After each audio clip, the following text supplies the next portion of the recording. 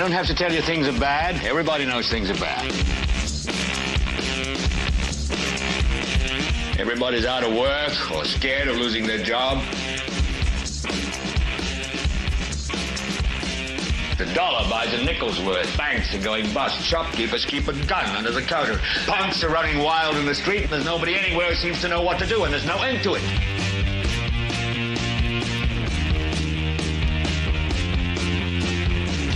The air is unfit to breathe, and our food is unfit to eat. And we sit watching our TVs while some local newscaster tells us that today we had 15 homicides and 63 violent crimes, as if that's the way it's supposed to be. We know things are bad, worse than bad. It's like everything everywhere is going crazy, so we don't go out anymore.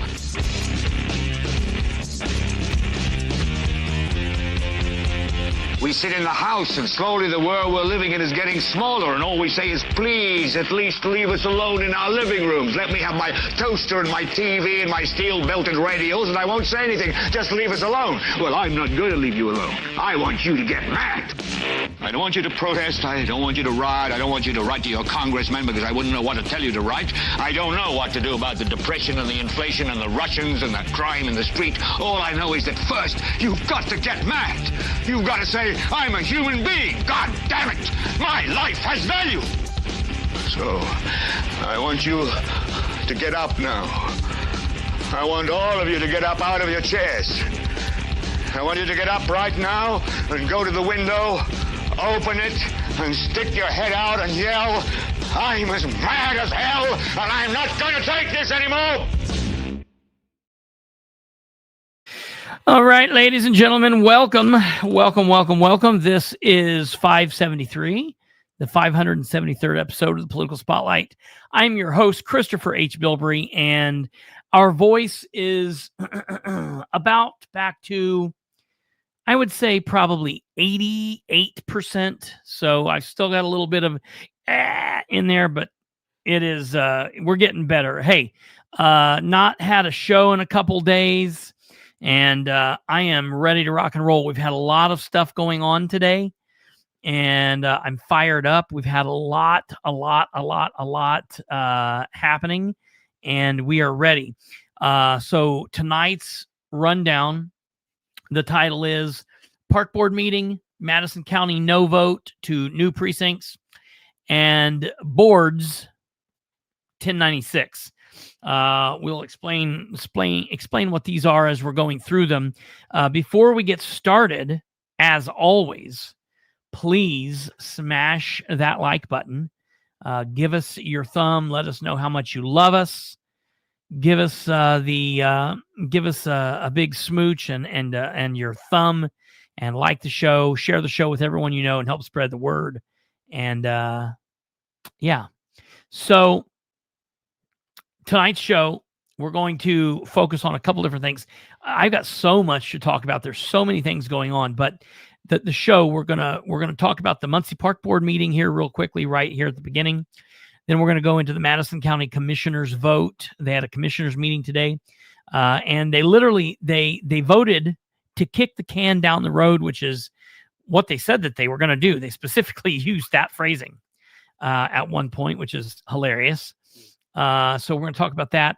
And then we're going to talk about Madison County Circuit Court Division III Judge Andrew Hopper's determination that Carl Roy Webb Boards II which is the individual who is accused of and stands charged with shooting Officer Noah Chenevez up in Elwood a couple of years ago. The judge has ruled after a couple of doctors have met with Boards, and then they met with him again, that he is now no longer competent to stand trial at this time. And they're saying that he cannot help in his own defense. So we're going to be talking about that. And we've got a couple of other things that I'm sure we'll smash in here. Katherine's here, so I'm sure we'll be all over the board. However, we've got a lot of really important, heavy topics to get through tonight, so I'm going to try to keep her on on task. Before we get there, first, I didn't know I was going to talk about this, but I have to. We've got to get it out of the way. So tonight, I was with my grandparents. Hey, real quick, while we're here, grandparents, if you guys are here, did you ever figure out how to get it on TV? If you did, put a number 1 in the comments, Les Cloud. If you got it on the TV, put a number 1 in the comments so I can see that. I don't know if they're there in La La Land or not. If ever I take a day or 2 off, we have a hard time figuring out how to get it on. So grandparents are doing better. Oh, they said we're here. So they are doing a little bit better. Grandpa still hasn't gotten sick with COVID, and my grandmother is on the mend. So yeah, we're doing well. Okay. So tonight was the Muncie City Parks Board meeting. And the meeting, the entire meeting lasted about an hour and 4 minutes. And there are some good things that if you're interested in Muncie Parks and you follow that, you might want to go watch the entire meeting. We're not going to do that. I'm going to show you a couple of brief comments that were made at the Parks Board meeting. And while I was sitting there, it made me so enraged that I felt like I had to speak. So just briefly, I don't have it with me. Oh, I threw it away. So I had the agenda, and on the agenda, they have like a superintendent report. And so for everybody's knowledge, the superintendent of the Muncie Parks is Carl Malone.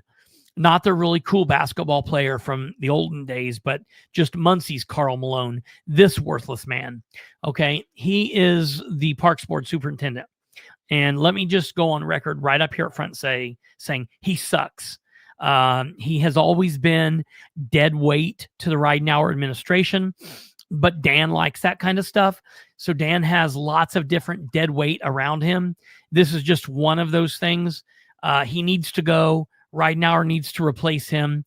Matter of fact, Ridenour's getting ready to lose Misty Raines, the basically the number 2 out at Prairie Creek because of Carl Malone. And really what he needs to be doing is he needs to be fighting to keep Misty Raines, who the people like and the employees like. But Dan is going to let her go in order to keep Carl. And that is such a catastrophe. Really what he should do is he should boot Carl out the door, and he should put Misty Raines over as the park superintendent.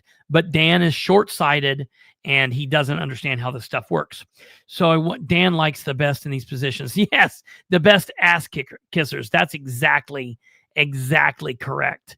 Exactly correct.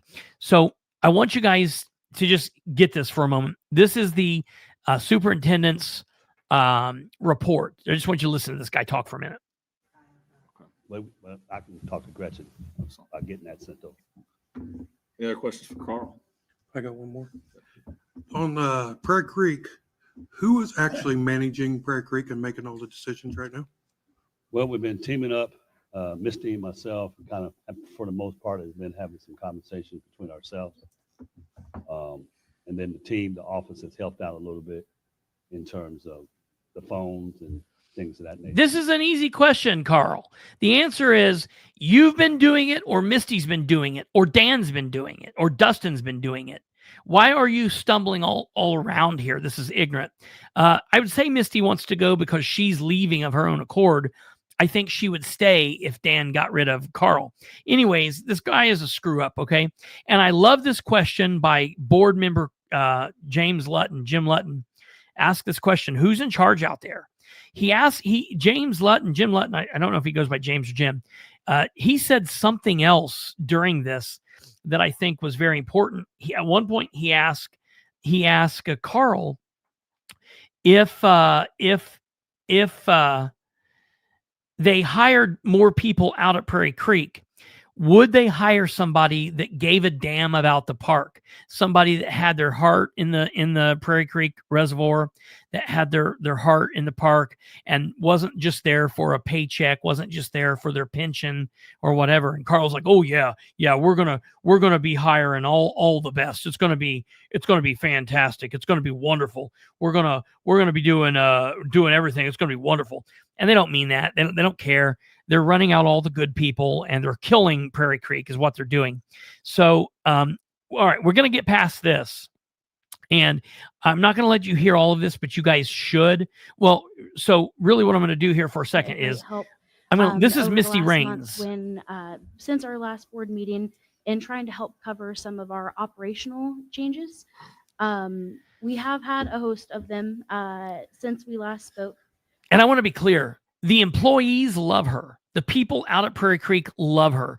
She's good for the park, good for Prairie Creek, good for the employees, good for the citizens. Keep in mind, the right now our administration is pissing off a lot of the citizens right now. So he needs somebody good like Misty out there. But away she goes. I think she's put in her 2-week notice. I think she's done by the end of the year or something like that. But I just wanted you guys to give this for a second to hear her talk. And a lot that we have had to update in our reservation software, which has been more of a taxing endeavor that we've had all hands on deck for. For switching over reservations from this quitting year because to of the next BS year. out there, quitting because of a lot of things that are Also, going on. when it comes to So our after she gets done talking, and I'm not going to listen to all of this. I'm just giving you guys clips of this, and you can go find this. I shared this on my Facebook page, on Kristopher H. Bilbrey Facebook, and the Political Spotlight Facebook. So you can go see it anywhere. You can also see it on the City of Muncie's YouTube page. A citizen also gets up and speaks, and this citizen is the citizen president of the Friends of Prairie Creek. So the Friends of Prairie Creek is a club. It is a Facebook page. It is a group that really gets together and does the best for Prairie Creek and has really tried to do right by Prairie Creek. Okay.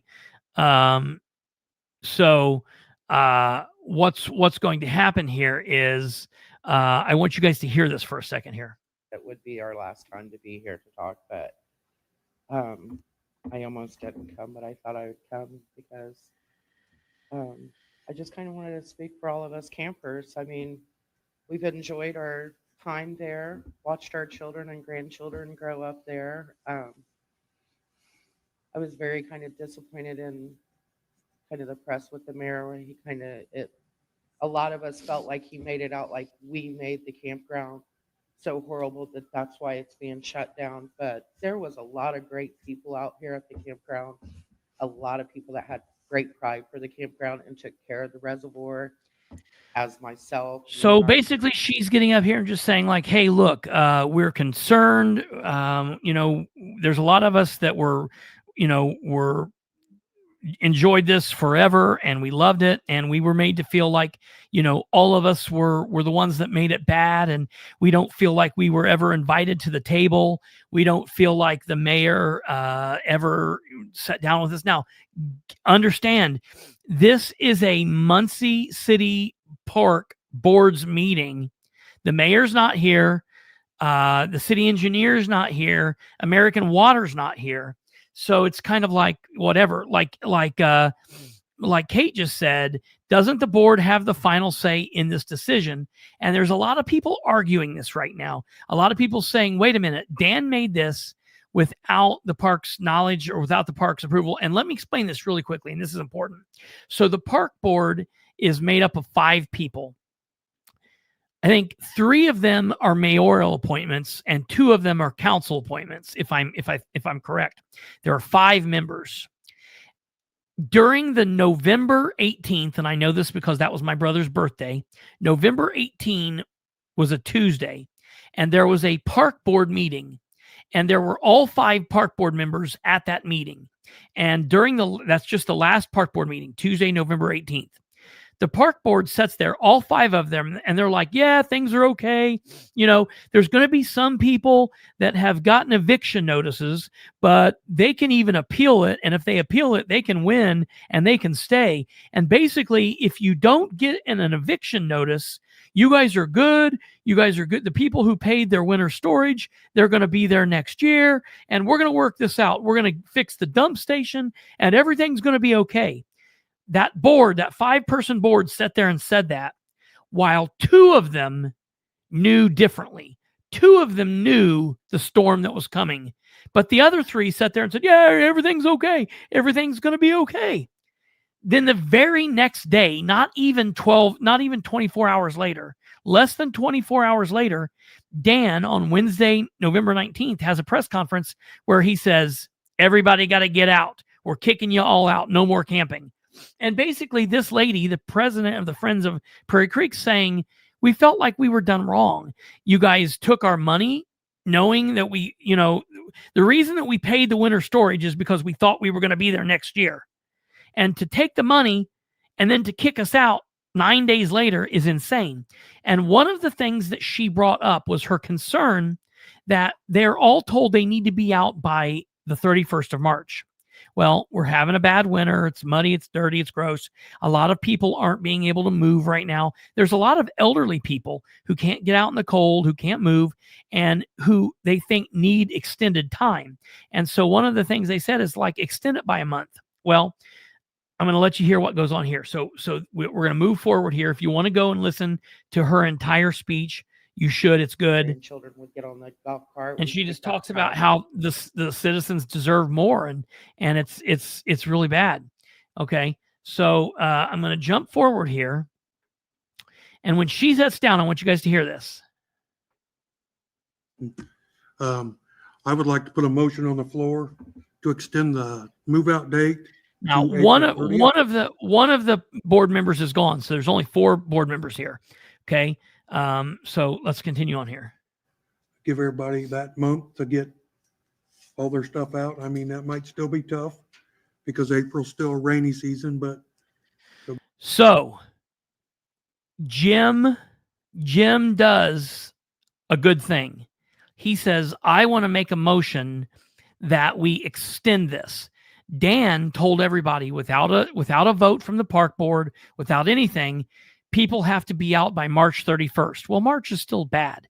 So Jim, at first he says the end of April. Then he realizes we want to do it to a Sunday. So he goes ahead and makes the motion till May 3rd, which I know is going to piss the mayor off.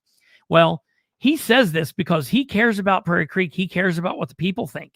He's doing his job as a public servant. And listen to the crap he gets for this. Give us a few more weeks to get things moved out. Just extend our contract April 30th. What? I don't have a calendar in front of me. What That's day? a Thursday, I think. That's a Thursday. I mean, I'd like to go to the weekend, but I mean, if we can get to April 30th, I'm So they do this. They go back and forth on this. on without a plan's at worth, I would think. So I did discuss this idea. And they're talking about like, well, is this allowed? Is it okay? Is it okay? You're the board. Yeah, if you make it, Dan might not like it, but they got to go by your vote. It's not Dan leading the board. It's the board leading Dan, but they don't have the balls to do what's right, nor do most of the people here want to do what's right. They want to do what Dan wants. He's the only person really pushing. I like this. Okay, so listen to what happens here. Carl stands up, and Carl says some really ignorant shit. And when he does it, the citizens that are there push back a little bit. And I want you to listen to this. We're almost done here. Peace. So To our knowledge, there would be no problem based on construction. For what That's even. Some of the campgrounds. we've had the last couple of years. If we can get to April 30th, Some of the campgrounds that I did call is not allowing people to move their campers in until like April 15th. One was April 20th. Some of the campgrounds that I did call, that was around. So they're just talking May about, end of day, May 3rd. Could we have some discussion with Carl? Is there, are there And any the discussion is right here when the board is meeting. Okay. She says, can we have some discussion? I'm okay with that. So they have Carl stand up. conflicts with that space or What I any would say events or? would be for the board and myself to have conversation and discuss if that's even a possibility, being that the date has already been set. It's okay to change the date. And that's what this is. What you're going to hear Carl say here in a minute is he wants to have discussion, but not right now. He wants to have it kick later on down the road. Listen to what he says. So We don't even have, there's not even a plan set forth with the campground. So there shouldn't be any work going on without a plan set forth, I would think. Right. So I did discuss this idea briefly with the legal team this So the week. president of the board And talked about this with legal. That is a possibility. Legal said What it's a that would probably possibility. need to look like is that's a formal extension Yes, of Kate. the lease. So it would require notice of those people that are not going to be out by Right. the contracted date. So They would listen to what essentially Carl sign a says lease here. Agreement with no additional cost and follow the same terms of the lease with a new end date. So that would also help us to understand if people are intending to still get them out, are they just delayed, or is there delayed. a different issue? I did also Here it talk goes. with some of the administration this week, Some of the administration, who are we talking about? Are we talking about Dan? reviewing if there's any plans yet. There's for no plans. What the future No is going to plans. be, if there's any construction start dates or any planned work out there. Certainly, the more we go into that summer season, there's a risk of overlapping and delaying any projects, but there's no date set or no construction. There's no set projects yet at this Right. time. Still working through some preliminary Here we go. visioning for that. Understanding what Jim asked. that I received is that they're going to have Who's doing the visioning? and then once they've got a baseline, or We're the some kind of board. foundation to start bringing that to the public, bringing that here to the board for us to provide some feedback. So who's doing the visioning? I mean, what group is doing that? Just the mayor? So I think right now it's under the mayor and his team. I know the city engineer, Adam, is involved from the septic side. Why aren't the they here electrical then side, tonight? The water side. So the engineer has got a large piece of this as well. But I expect there'll be external contractors as well. Well, shouldn't the associated. Parks Board be involved in this? Shouldn't the park board be involved in this? That's a And you hear the citizens talking. Okay. Now that's going to make Carl mad here in a minute. that's what I'm hoping gets done. But that's right now it's not there yet. So Thank you for being honest. Here it So goes. should we, just to loop back on the legal aspects of extending the lease. They act so scared. You think that would be okay with the legal team? Now keep in mind this guy here, this guy right here in the white, right here in the middle of Jim Lutton and the board president, he is the city attorney. He is one of the city attorneys. He's also a park board member. He's not saying shit if he has a mouthful of it, but he's sitting there shaking his head. So yes, it's okay. Like that's feasible. We'd have And to look, get- you see him shaking his make head. sure that Yes. that's correct and works out. But now listen to what Carl don't see says. any initial Carl's issues not with happy. extending that for some time period. I think probably what we would do is more than likely from the legal standpoint is anyone who needs the extra time would be given the opportunity to sign an extension. Yes. In advance, not last minute. Yeah. Exactly. Yeah. Exactly.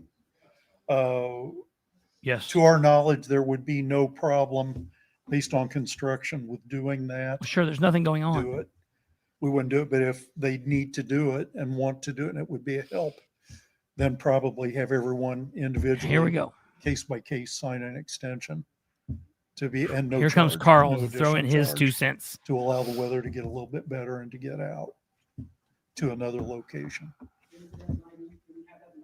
Yeah, it would be something that they'd have to come in and sign. So it would be a document and it'd be in Yeah. writing. And a Would not contract. be a blanket for everybody. There would need to be an extension of the terms. Yeah, But that's not individual. what The winter Jim's talking storage about. terms. The mayor's not on board.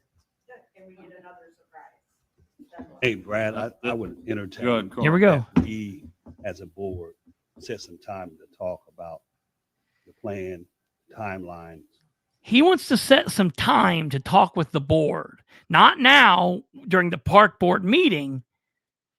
As a team, and then meet with Adams Engineering And figure out a time that works for Adam and the mayor to meet with them. rest of the team there that's also going to be part of the decision making. But I don't think here tonight that we have all the answers and all the facts that we need. Mhm. And so, but I think that's something that we can move towards in that direction. So, I don't think here tonight we have all the answers. Now, that makes the citizens mad, and you're going to hear this. Listen.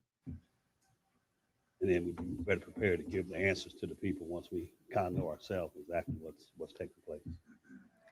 So I mean, we can't be involved with the planning if we don't even know when meetings are happening or what the plans are gonna be. I mean, I've seen a South Shore plan from a few years ago. I imagine that vision's probably gonna come to the North Shore, is what I'm guessing. I don't know.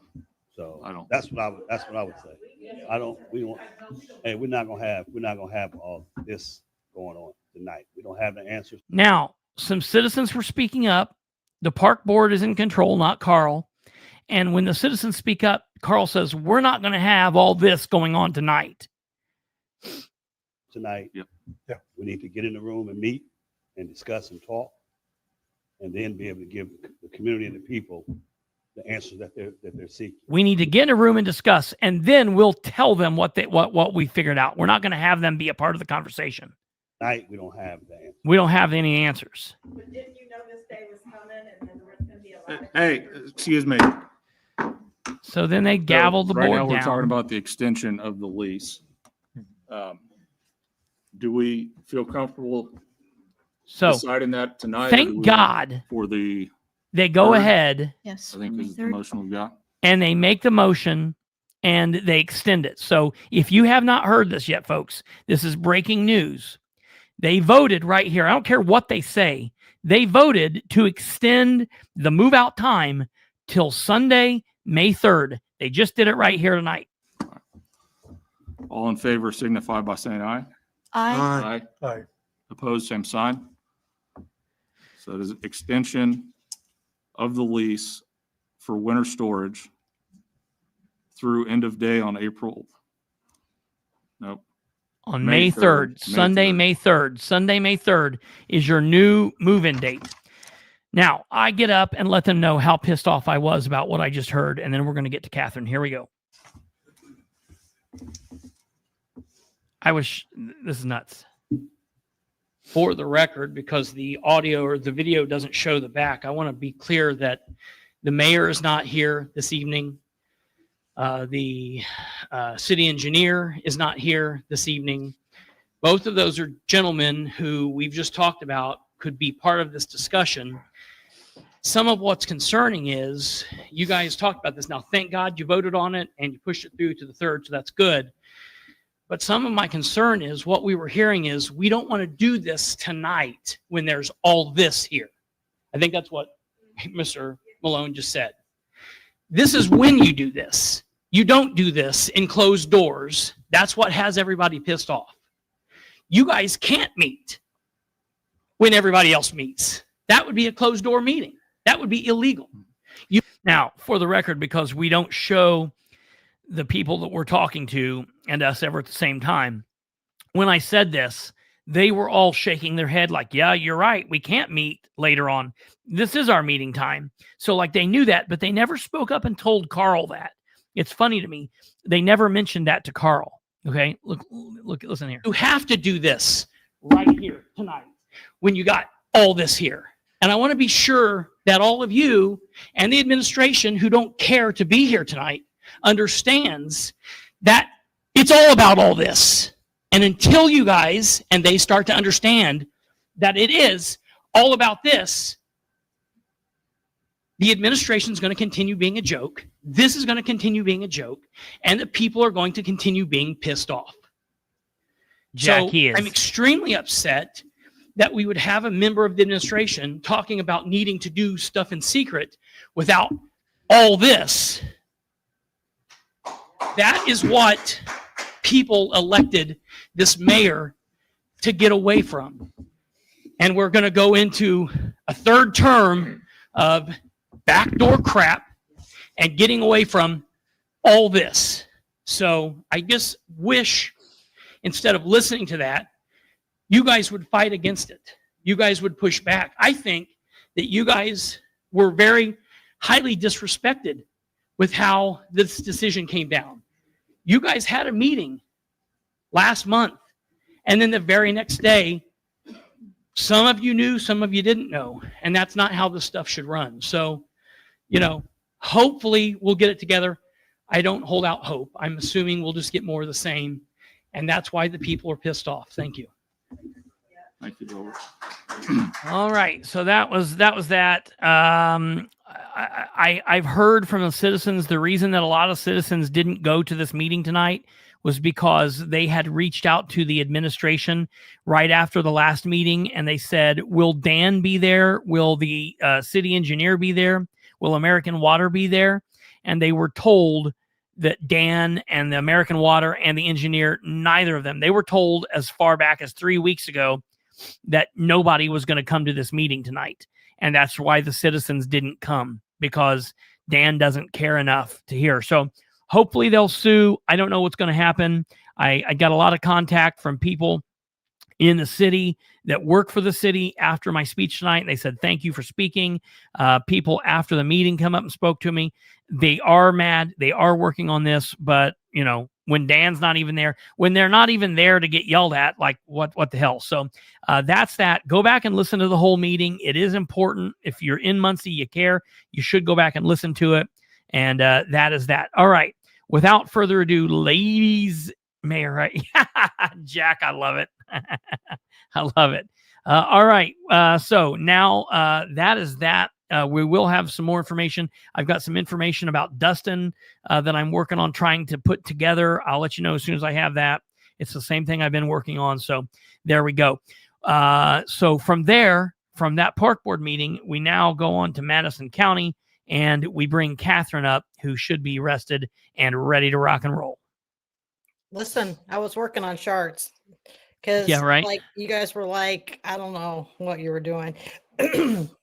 But I have to say that you really need to control your emotions when you speak at the podium and compose yourself. I know. No, you like that? Oh, no, that's the time where you get crazy. Right? I thought you did a great job. Yeah, no, that's where you get crazy. I know we're here to talk about one subject, but we're going to start on a different subject. What are we talking about? I listen to my constituents. And so we have a new viewer kind of watching. And so this person reached out to me and asked me a question. And I thought maybe this would just be a good refresher for the people. Okay. Do we have any viewers here that are afraid of language or making fun of anybody? Is there anybody that's got slow of mind and you need to stop that we can take care of? Knock it off. Is there anybody in here that we need to take care of? I mean, is anybody? You are who we need to take care of. Yeah. No, and this won't be a joke. I'm just going to be really clear. If there's anybody that's watching that can't handle adult conversation, you can exit stage left now. It's very easy. There's a little X up there. I don't want anybody to leave. I embrace all of you, and I love everybody. Well, this is my show, and I don't give a shit if they like what I say or not. So there we go. Now listen. Forward ho. Could you tell me how soon before a public meeting the agenda has to be made public, if you know? Mm-hmm. Now, I responded to this person and I said, this is a very tricky question. And, Kristopher always accepts the bare minimum. However, I appreciate if people would go above and beyond. Now, there's a difference. No. There's a difference. There's a difference between not the bare minimum. This is the difference. The law matters. So I want them to go above and beyond. But when you're fighting somebody, you have to be clear to say, I'm fighting you on what is illegal versus what is the bare minimum. I'm okay to fight someone if they're giving the bare minimum. But when we're telling people who are new, we don't want to teach them wrong. So you have to teach them first what is legal, and then you go through what is, okay, is this good or right or bad? Right. So first and foremost, it doesn't matter about the agenda. Take the agenda out of your mind. It's notice, if you say it, they have to notice a public meeting. And to notice a public meeting, they have to give 48 hours. Okay. A government body does not have to use an agenda. And so okay, so I was kind of explaining this, and we were going to go through this a little bit more in detail. So hopefully not. We need to get through it quick because we got more important topics. Do you have a certain meetings? Because like council money, new money has to be a 10-day. It has to be a public notice in the paper, right? Mm-hmm. Yes. So she said, well, specifically regarding this the commissioners meeting today. Now, I told her that you can just post it outside the door 48 hours prior, and that's sufficient. Well, back up. 2 weeks ago, they noticed this meeting in the public meeting, which makes it legal. Right. But if they didn't, what is the bare minimum that they have to 48 notify hours. the people? 40. And how do they have to notify them? Okay. They can do one of a couple of things. They can post not an agenda, but just a piece of paper saying the Madison County or the Muncie City or the Delaware County or Marion County blank meeting is holding a meeting on such and such day at such and such time in such and such room, and it's open to the public. Post. And they have to post that in the hallway outside of the meeting room. So they don't have to post an agenda. Now they just notice of the meeting. Yeah.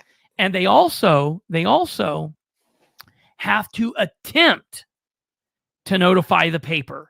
They don't have to notify, or if they can't notify, or if they try and it doesn't get through, because some newspapers are going away. Some of them do them, 2 days a week, 1 day a week, every other day. So they just have to attempt, and eventually we'll get away from that because those will die away. But they have to make notice of that. Now, there are some trains of thought that says at the beginning of each year, it says defined attempt. Define attempt. It means they've got to call and say, "Hey, we'd like you to run an ad," or they call and they leave a message, and so that's what it is. So that's a thing that's, I guess, quote unquote, the bare minimum. We should demand more. We do demand more, but legally, if they say, "Hey, we called, we tried to get them to run it, but they didn't run it, or they didn't run it in time, but we called," they paid for it. As long as they've done that, their ass is covered. The number one thing is that they post the notice outside of the meeting, and it's supposed to be in 48 hours. For new money on council, there's a 10-day for public hearing, a 10-day notice, and that stuff is a little bit more nuanced, because those things do have to run in the paper or have to run in a publication closest to them or be posted outside of the room, yada, yada, yada. And so those things are a little bit different. Those tend to be mostly councils. Sometimes you might deal with the commissioners' meetings, but it's mostly council. But it doesn't have to be an agenda. They can use an agenda, not an agenda. That's something that it's just a little bit extra. And they should, and we should demand that they do that. But they don't have to by law.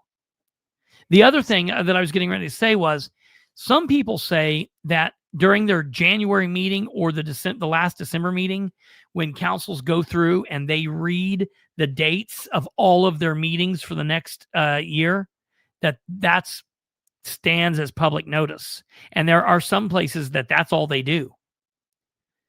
Now, I think you could have a little bit of pushback on that, but they say as long as they notify it in a public meeting, that's public notice, and it's in the minutes. Anybody can find it, and that's there. I think that's a little bit of crappy. I think that it should at least be at the end of every meeting, but that's the bare minimum.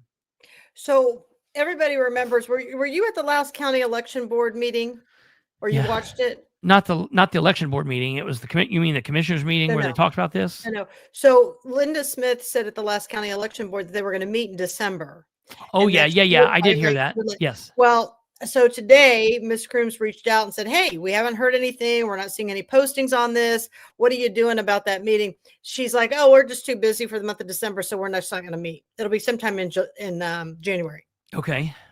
That's okay. So people, you can announce your meeting. We are going into the 2026 election. Yep.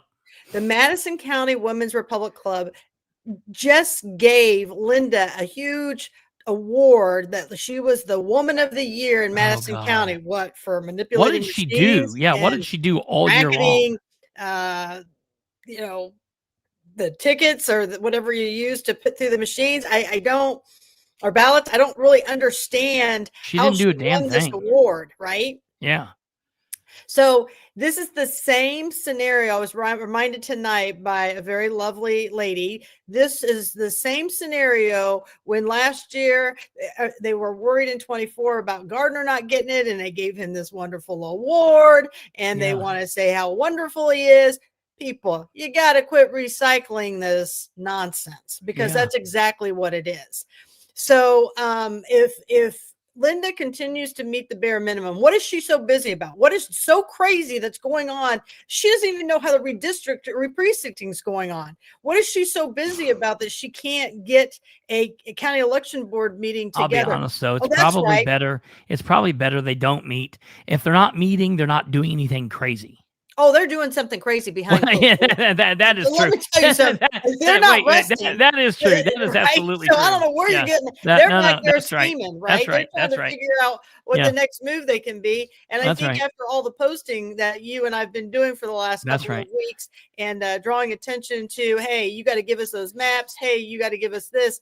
I think they're a bit overwhelmed about accountability as well. Well, I think that's the number one reason they probably are not meeting. Number one, because they knew how today was going to go. And I think that's a pretty good segue into the commissioners meeting, because today was the big meeting, you know. So if for the people that watched the last time we had Katherine on, the big thing we were talking about was the Madison County Commissioners meeting 2 weeks ago, where they were talking about this. Now, everybody, I know we've had redistricting on the mind because of what's going on at the State House. Set that aside. That's not what we're talking about. This has got nothing to do with that. This is redrawing the precinct maps in a county. Now, this is something that can be good. It should be a good thing. What the point of it is you're supposed to, anytime the precincts in your city, your town, your county get out of balance because maybe more people move away from this area and they move into a new area. The point of this is they want the precincts to essentially have basically the same amount of people in each precinct. That's what the point is. So you don't want to have 5 people in this precinct and 1,000 people in this precinct. You want to kind of, divide it up equally. And when did the census end? Well, it's not this is not triggered by the census. So this is not the same thing as, but so because it's not triggered by the census in the same way that redistricting is. It's just that's when they most notably will do this. So that's the reason I try to draw the distinction between redistricting and re-precincting. Redistricting is supposed to happen every 10 years at the end of the census when we have that data. Now, that's a great time to look at the precincts and say, well, wait a minute here. Is everything okay? Are the precincts looking the same? If they're not, that's when we'll change them. However, there's, unlike this, like where it was a big deal and it was called a constitutional question, can you do mid-decade redistricting? This can be done anytime it's lopsided. So they should have done it. Say again. What do you consider a decade? Is it one that ends in a 0, or is it one that ends in a 5? No. It's the decade is at when the census is taken, right? Which is taken when that happens. Now, the last decade, the census wasn't at 2020 because of COVID. They did it the next year, so they should have technically done this then. However, they can do it at any point. There's no issue with when they do it. COVID the main would problem. Have been the perfect time to do it because people are at home. Yeah, right. Well, they wouldn't want to send people out to people's doors. I guess I get that, but I thought that too. But the bottom line is, there's nothing. this wouldn't have been a problem if they would have just notified people. And that's the key right there, right? I mean, everybody, please understand this. I'm not an elected official. Okay. There's Kate. Kate says the perfect thing. Like Delaware County, we just got news today that a factory is closing here and 125 people are losing their jobs. Horrible timing right around Christmas. God awful. People are like, that factory's horrible and they're bad to their people. Yeah, but it's a paycheck. Those people probably would rather have a paycheck than not. Right. So 125 people are losing a job. Now, I don't think Delaware County is going to re-precinct over that, but that's a great example of a situation where you might do that. Well, and here's the thing, to re-precinct, not to re-precinct, to redistrict or not to redistrict, I'm not weighing in on either one. And I've heard a couple people who've come at me and said, well, you sound like a Democrat when you post about this. At the end of the day, this is my greatest concern. Why aren't you informing the constituents, getting them motivated or listening to their feedback in order to make a collective decision? That is my biggest concern with how all of this has played out. And so, you had called me and you're like, oh, that re-precincting. I didn't get to watch the whole thing. I only got to watch bits and pieces because I was in and out of rooms. And that's where Kristopher's like, well, the people that were kind of always holding accountable, because we're not against them. We just want some accountability, right? Yeah. The people that were trying to hold accountable actually shot this down. Yeah, because, it was weird. Well, here's the thing. You didn't give us enough notice. Yeah. There wasn't enough transparency. They finally got to see what it's like to be us. And now the shoe's on the other foot. Well, let me tell you something. I win either way. And this is how I look at it. Whenever I post, whatever I do, we're in a really great position because we win either way, right? Because now they showed us, hey, we don't like this last minute stuff. Well, great. Now I can bring that up to you when you do that. And when they do pass it and they do it in a rush thing to benefit themselves, I get to do that as well. Rich Wine literally said, so is there any problem if we kick this can down the road till next year or maybe even 2 years? Devin said, well, we might have to do it till the next off year. And he's like, well, okay, is there any problem if we kick the can till then? And I'm like, dude, this is insane. Right. And let me just tell you something about Madison County. And this is just my perspective. Okay. At the end of the day, we're going to do it on an off year. Well, that means, again, we went through 3 more elections. We've got precincts everywhere.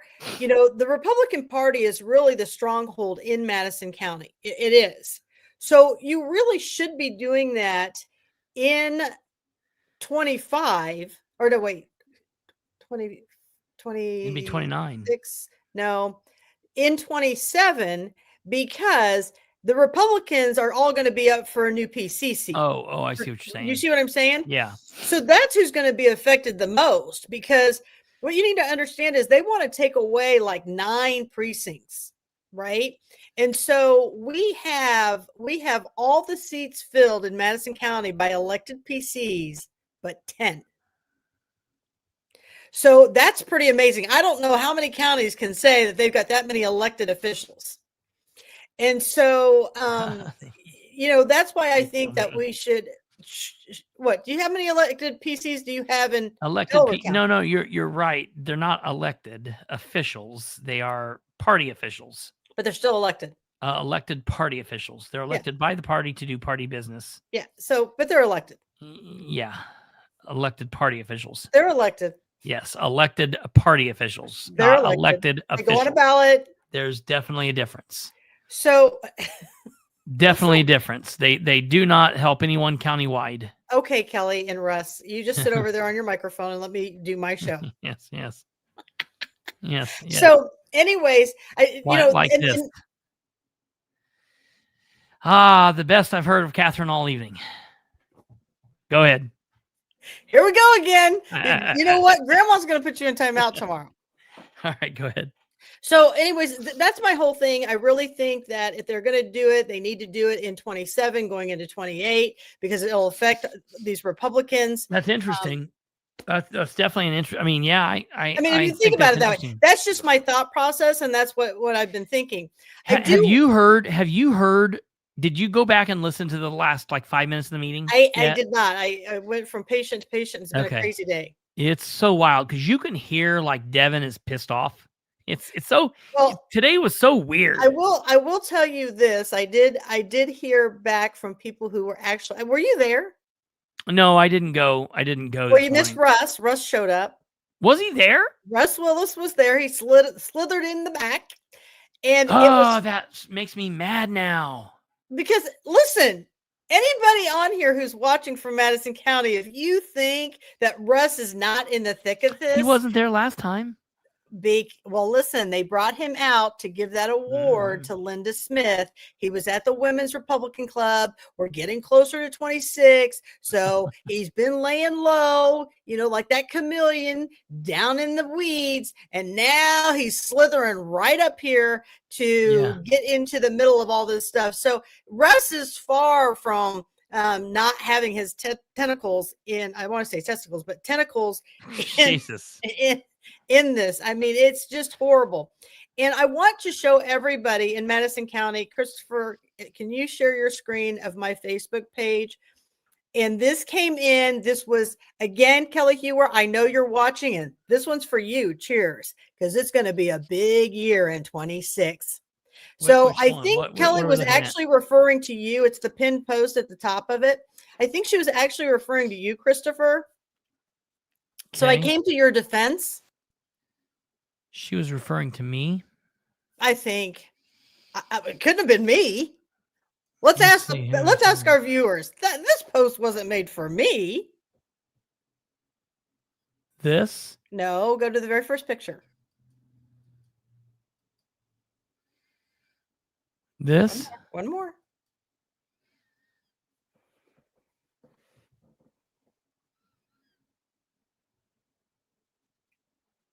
What do you think of that? Social media has unfortunately become licensed to lie. Okay, so Christy Risk, man, she scares the hell out of me. I don't even know who Christy Risk is, she's right? She's like Lou Ferrigno. Dude, scary. And look at what a GOP chairperson has to say. It's disgusting. Omar Habib. Do you everybody know who these people are? These are Beckwith losers. These are clearly only one person can give. I mean, I don't know if this person's trying to comfort Kelly with a hug, or maybe it's a hug for her ending of being a chair, because this has got to be the rolling of the eyes. A county full of internet trolls. You would think that she would speak nicer to her county, her citizens. Yeah, a county full of Republicans. This is who represents us. Now that's disgusting within itself. So I just want you to know 26 should be just, I'm going to love 26. Listen, win or lose, we always win. You know why? Because on this show, we are winners. Winners all the way. Winner. These people are all idiots. This is funny. I'll have to go look at Christie's thing sometime. You might even find Russ on there. Who knows? He's probably watching right now, going and deleting his stuff. So if anybody knows this chick, that Christy, go see what the comments say on there and screenshot it real quick for us and send it to us. But I just thought that would be an interesting little segment into, I guess Terry Austin was telling Devin after the fact that he could have won it had he gotten her informed and more people informed, but he waited till the last minute. You saw Chris Lutz stand up there. Devin wanted her to speak on behalf of the Republican side. She deferred everything to she didn't have Devin. Shit to say. That in itself was disgusting. If I were Kelly Hewer, if I were the GOP, she would be done in that office. Because if you're deferring to the Democrat and you have nothing to say on behalf of the Republicans, who are you really representing? Oh, that's right. That's right. Suddenly I had a moment there. We are a uniparty in Madison County. We all go along to get along because as long as we can keep that cartel or that cabal in place, we're going to keep winning. But I think we're going to see some new players coming out to run. I'm excited to see what 26 is going to bring, because quite frankly, people were starting to wake up and get really fed up of what goes on in Madison County. So, yes, you know, I wish I would have gotten to see, and I'll go back and see what Rich Wine did at the end. But, you know, now we move on to something else, and we will just have to find out. I know that they were still talking today about you, Kristopher. How did you know the exact form to come in and ask for? They said nobody in their career has come in there and asked for that form with the specific numbers. So that was good. And there's some more interesting for the record.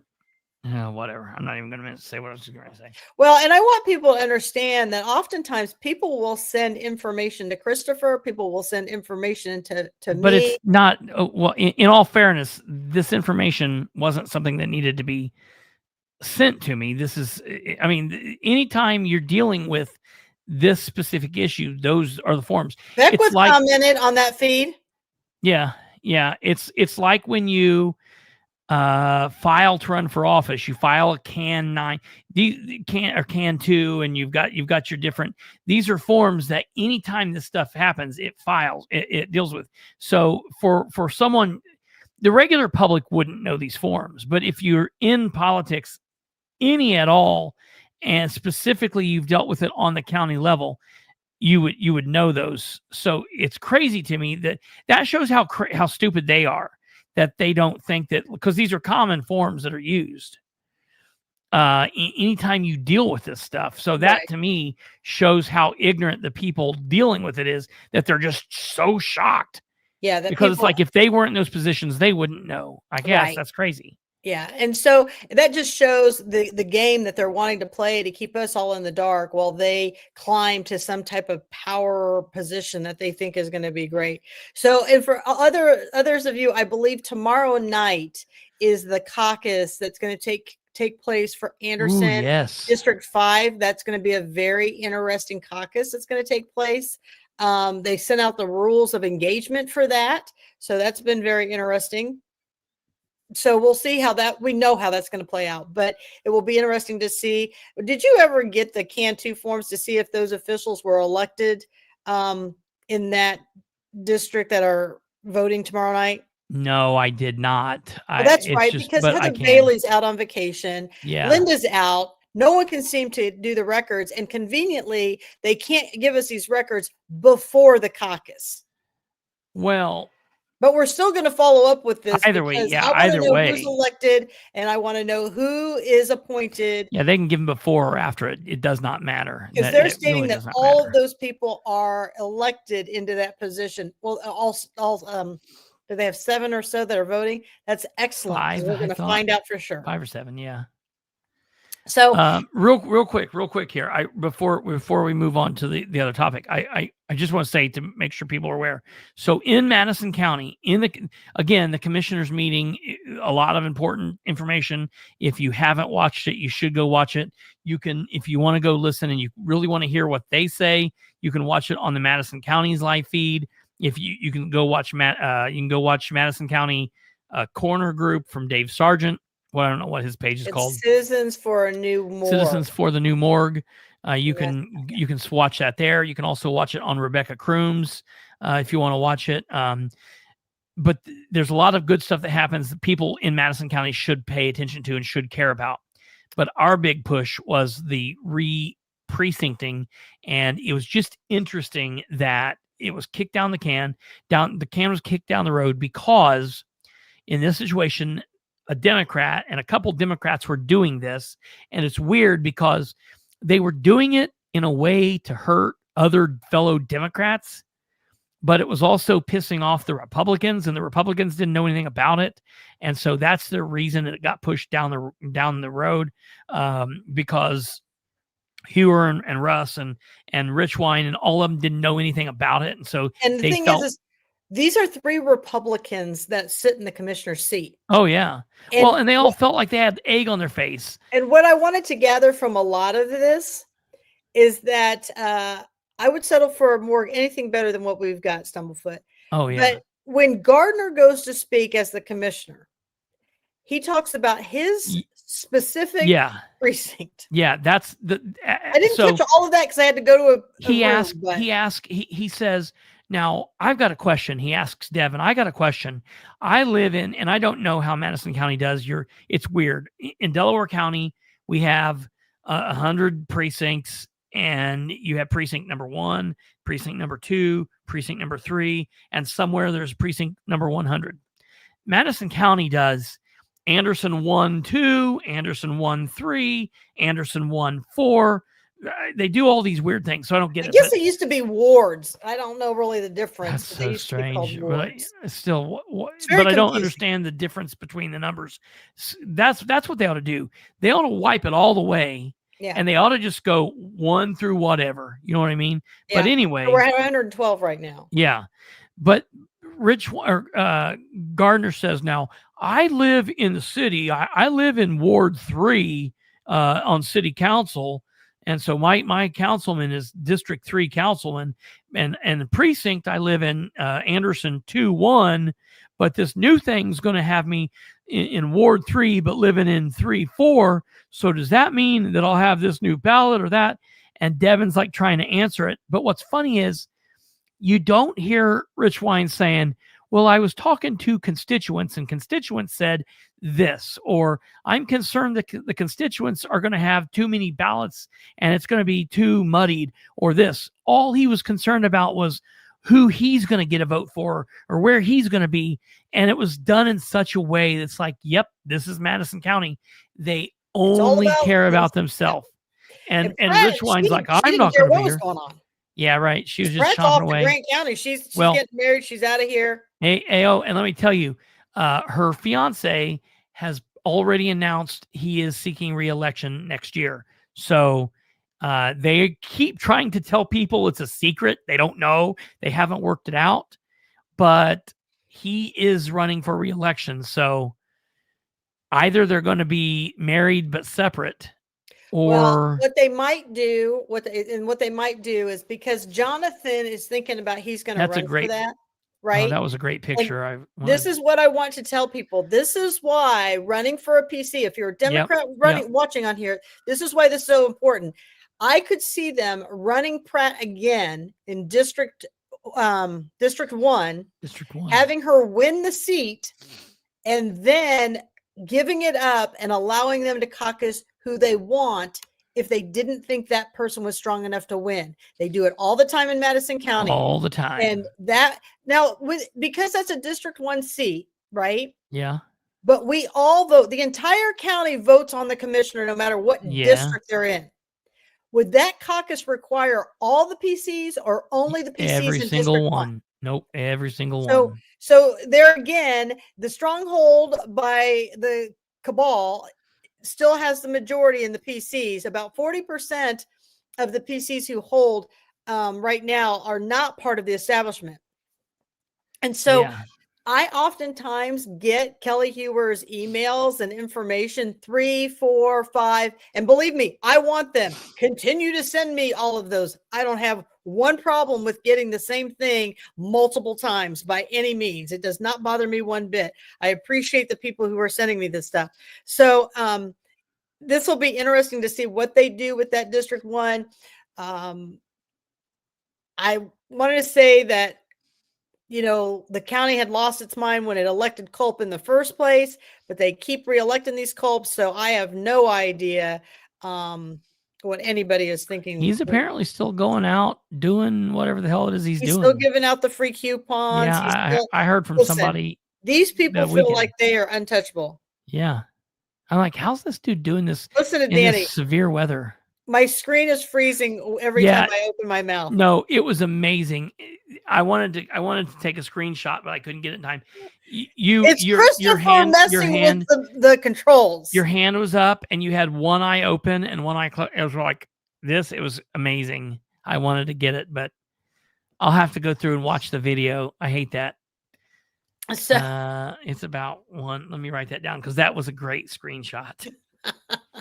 So I just want everybody to kind of be thinking, like, how calculating are these people going to be? What depths will they go to? And believe me, right there shows you the lengths they will go to. I mean, for Kelly Ewer to think that she's just going to go and randomly run her mouth and it's not going to come back to me, and I'm not going to step up and protect you, Kristopher. I'm absolutely talking about you.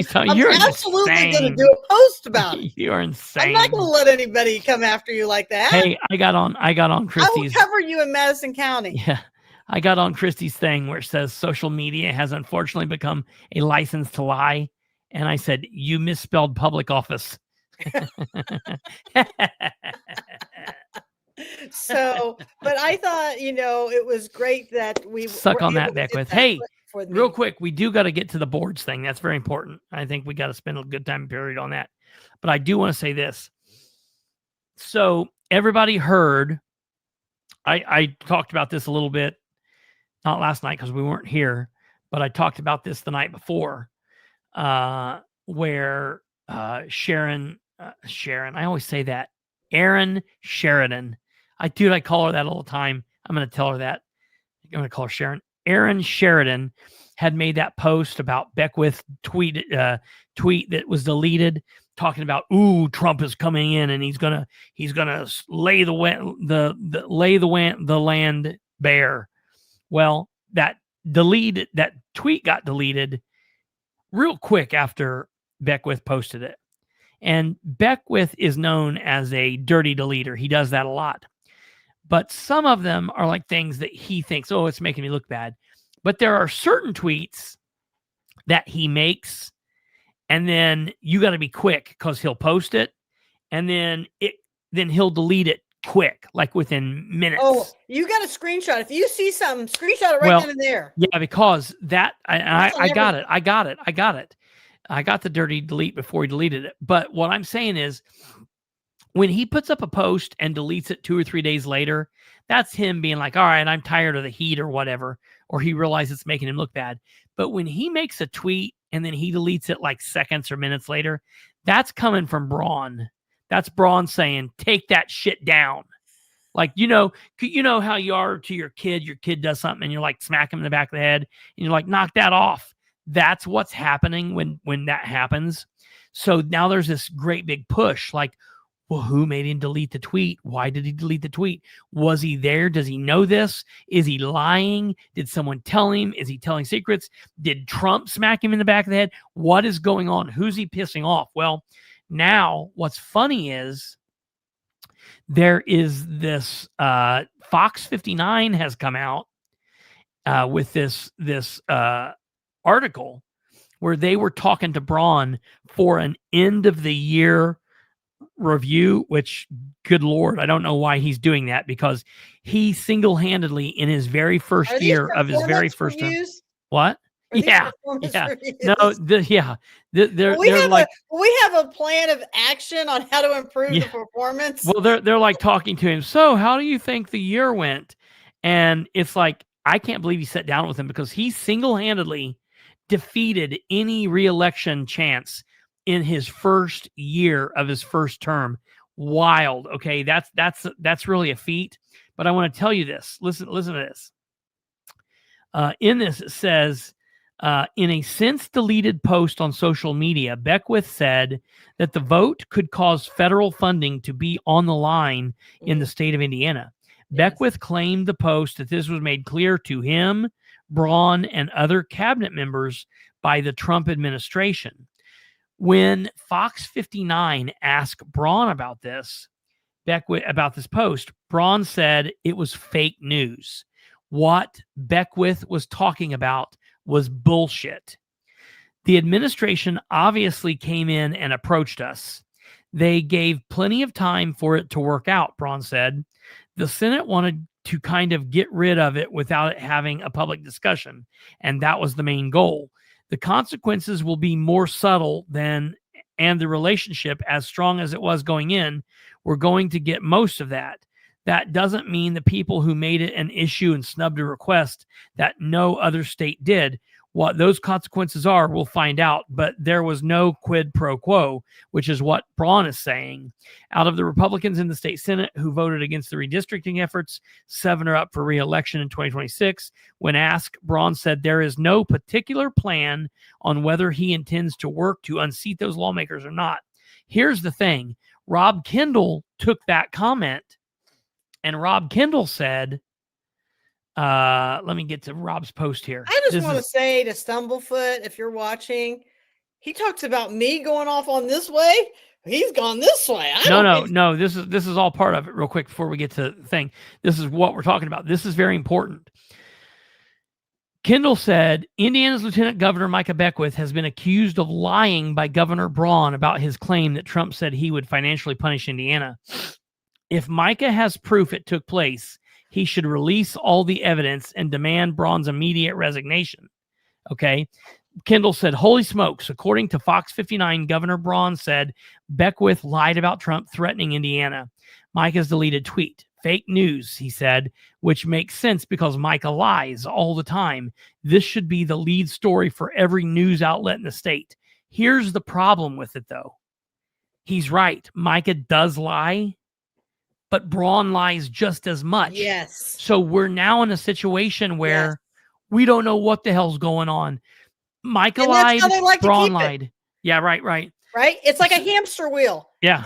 You know, and you don't know who's on first. You don't know who's on second. Yeah. I mean, yeah. So it's Micah lying is not news. No, I know. And Braun lying is not news. But the issue here is they're both liars. They're both idiots. And it's so embarrassing. They think what these state senators did was embarrassing. They are embarrassing each and every day. And this should be pushed. This needs to be pushed. Somebody needs to come out with the goods, Braun or Beckwith, and prove the other one a liar. And that'll be fantastic in my world. But this is very, very big. And this is why people need to be paying attention. It's funny you should mention this because on Micah Beckwith and his lying and everything, somebody sent me a message a couple of nights ago. I haven't had time to post about it. I will get around to it, but it's interesting because this is on Reddit. And on Reddit, and this has to do with the Carl Board's case, okay? Yeah. And it said this is before they came out with this decision that they're going to not try this case right now. It's been suspended indefinitely on Carl Board's. It says Micah Beckwith, aka Pastor Mike, shouldn't be allowed near the lieutenant governor's office. Charlatans and probable criminals are running the state house and the White House. Dark times, folks. They go on to say, heard about this just the other day. Good take on Beckwith. So this person says, a couple of things I noticed from the Daily Mail article that need correcting. One, Jonathan Peternell is not on the bond, out on bond, even though his dad has lawyered up. One guess who that is. Apparently, he does not have $2,500 to free his son. What a model of Christian compassion. Or maybe he doesn't want his son to talk. And keeping him locked up allows the pastor and his spiritual brother in arms to control the narrative. Just wondering. His son, though, an adult, appears to live at the same address as his parents, which begs the question: how do we know all that? And it says CSAM. Yeah, child sexual assault material. Okay, was the son's and not the dad's. Computers in a household are typically accessible by everyone in the household and not under lock and key. Same with the phone, which I would bet $100 is paid for by his parents. And when you look at their comparative histories, it's the dad with the more questionable history. Hosting a podcast with sex in the title, admitting to making amateur porn with his wife, and having people come out of the woodwork to complain about his sexual inappropriate behavior with youth. I haven't seen any similar reports regarding the son. 3, and this is where it gets it. None of the above will matter because the Peternells live in Madison County, which has an apparently horrible record of prosecuting pedophiles and are very politically connected. One of their own county councilmen, another pastor, was charged with child rape and spent 2 years on the run before a citizen offered a reward and fugitive was captured. Now his case is slowly winding its way through the courts. Meanwhile, the Peter Nell boys case is moving along at lightning speed, and it is moving. It is moving fast. No objections or continuance filed by his attorney. Just get that boy locked up and don't ask any questions.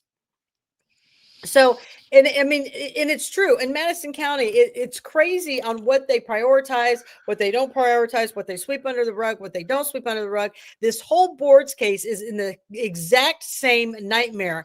I went and got Officer Chavez on July 31st of 2022. And here we are. Here we are. Now back up here a second, because this is a capital case. So it's nothing for capital cases to drag out this long. It takes them forever to just determine if they're going to file for the death penalty. They've already spent well over $500,000. Yeah. Rodney was screaming Yeah. at the podium when this Yeah. all took place. We're going to go after the death penalty. We're going to do all of this stuff. They weren't worried about, this is a capital case and we're going to have to go through all this nonsense. I mean, but what he does, Rodney is a weirdo, and what he does out in the public versus what legally has to happen. It sucks. I'm okay. I'm okay with the time that it's taken. I'm not too weirded out with the time that it's taken yet, because these things crawl along just any regular I'm weirded case out does. about how long this has taken. Okay, but you know me, I But want it's everything to happen standard. yesterday, right? This is no different than many other capital cases.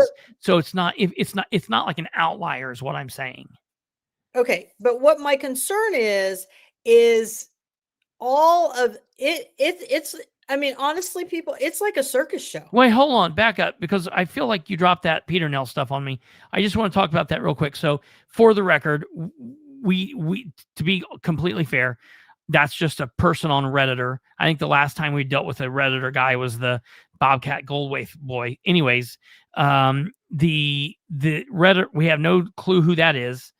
They could be right, they could be wrong. We have no proof that it's the father. Just doing a podcast with sex in the title doesn't make you a deviant.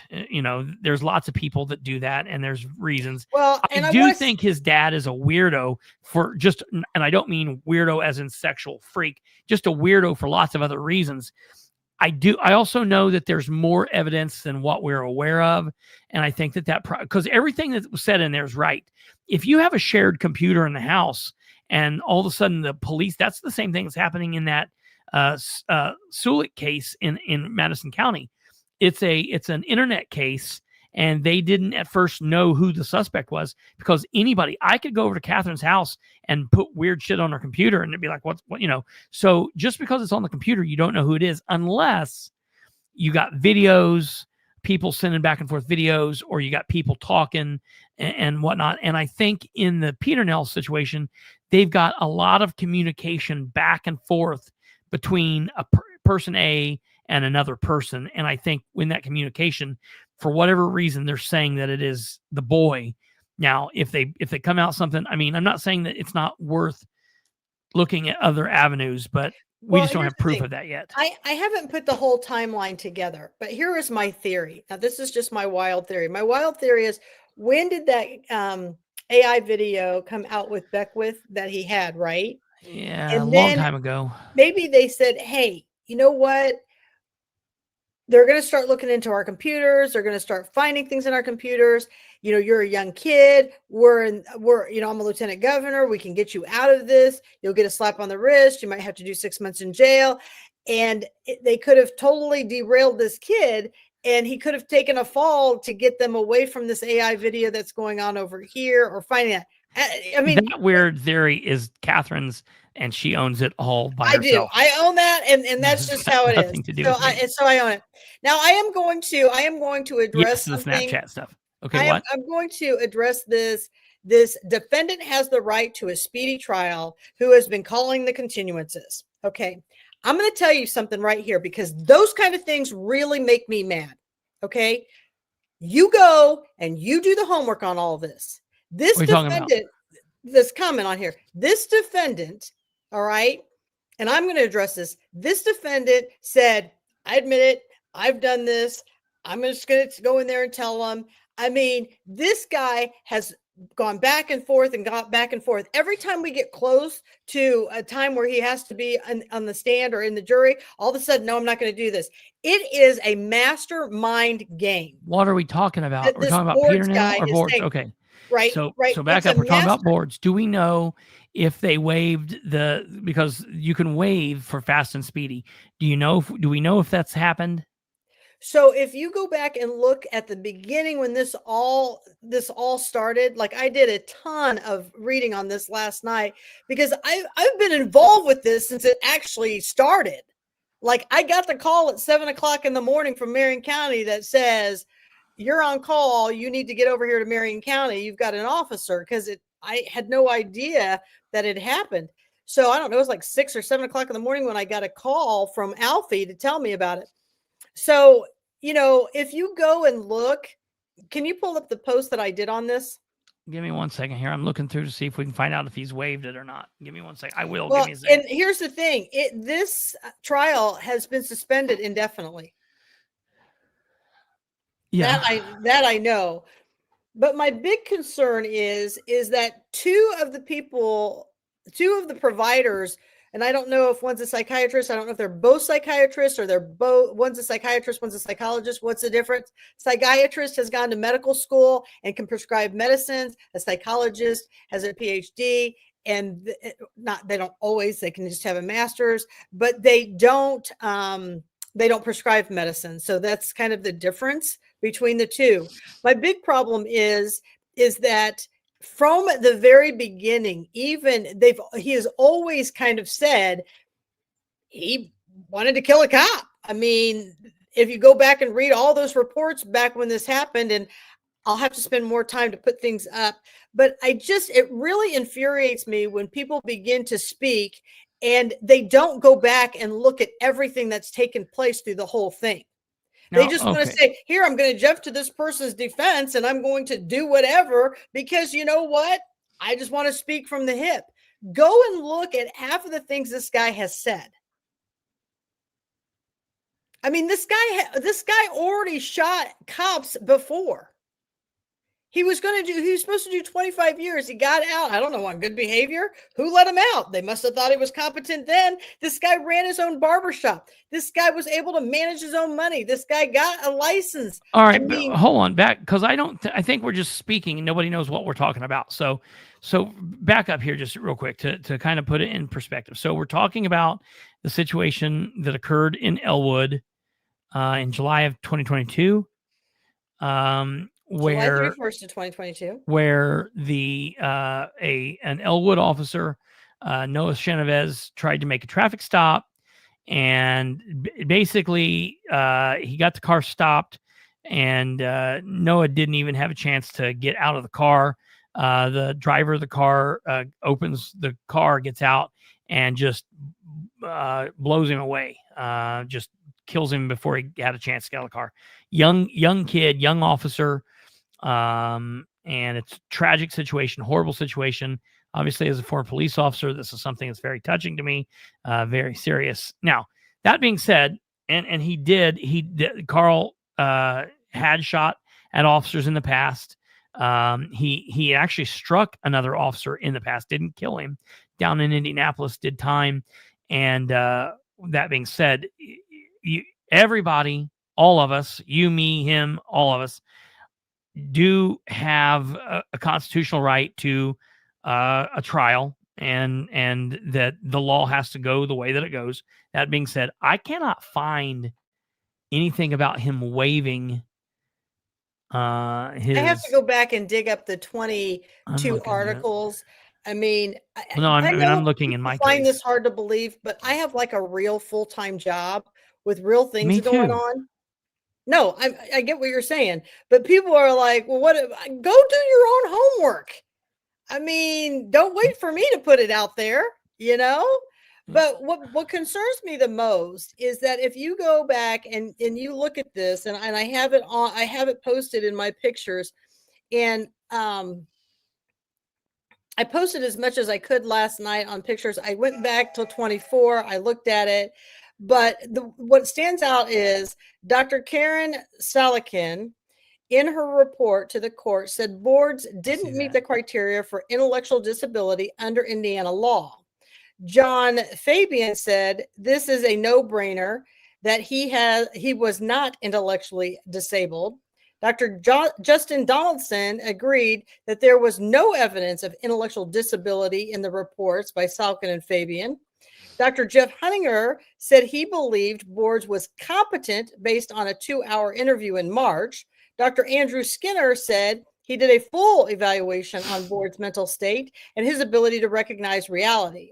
Dr. Rebecca Mueller said that boards demonstrated an understanding of reality. Now, here's the key. Andrew Skinner said that he did a full evaluation of board's mental state and his ability to recognize reality. Okay. So you move to 12/8, December 8th article, and it says Dr. Andrew Skinner and Dr. Jeffrey Hunninger both testified they believe that boards is not competent, while Dr. Rebecca Mueller testified she believes boards is competent. So and what was the date on that? So if you just go to my the first article is September 12th. Of what year? Of 25. Okay. It's all in my post. If you just go to my post. I'm going to, I'm on the other screen. Give me just 10 seconds, but keep going. And so here's, and I get I get what everybody's saying. Oh, we got to go through this process. We got to go through that process. I mean, hey, sometimes you have to put yourself in other people's situations. If you're good that somebody comes and murders your family member and you're like, oh, well, they can just, we got to give them the due process. All right. I got to push back on you against that, though, because I get what you're saying, but none of us are that person. You're not Shanavez's mother or sister or wife. I'm not his brother. It is a horrible situation. And I gotta be honest. I can put myself in that situation. I'm very weird. Death is very weird to me. I look at it differently. You still have a right to go through the thing. It might not be fun. It might suck. But here's the thing. If you overstep something and something is wrong and gets screwed up and then gets turned over on appeal, to me, that would be a bigger issue than if it's taken time and it's gone through the paces and it's done correctly.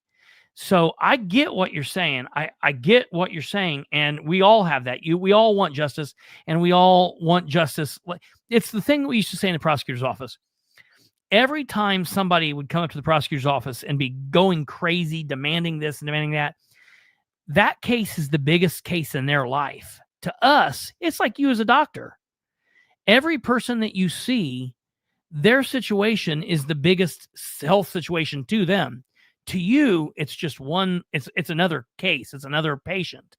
And so each case is in and of itself. Now, you have cases that are bigger than the others. You're not going to look the same at a cop killing case the same as you are a misdemeanor battery.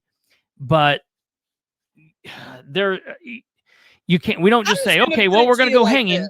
We're going to go hanging. Let's go hanging. What? Okay, I get what you're saying. Mm-hmm. All right. But I'm not buying what you're selling.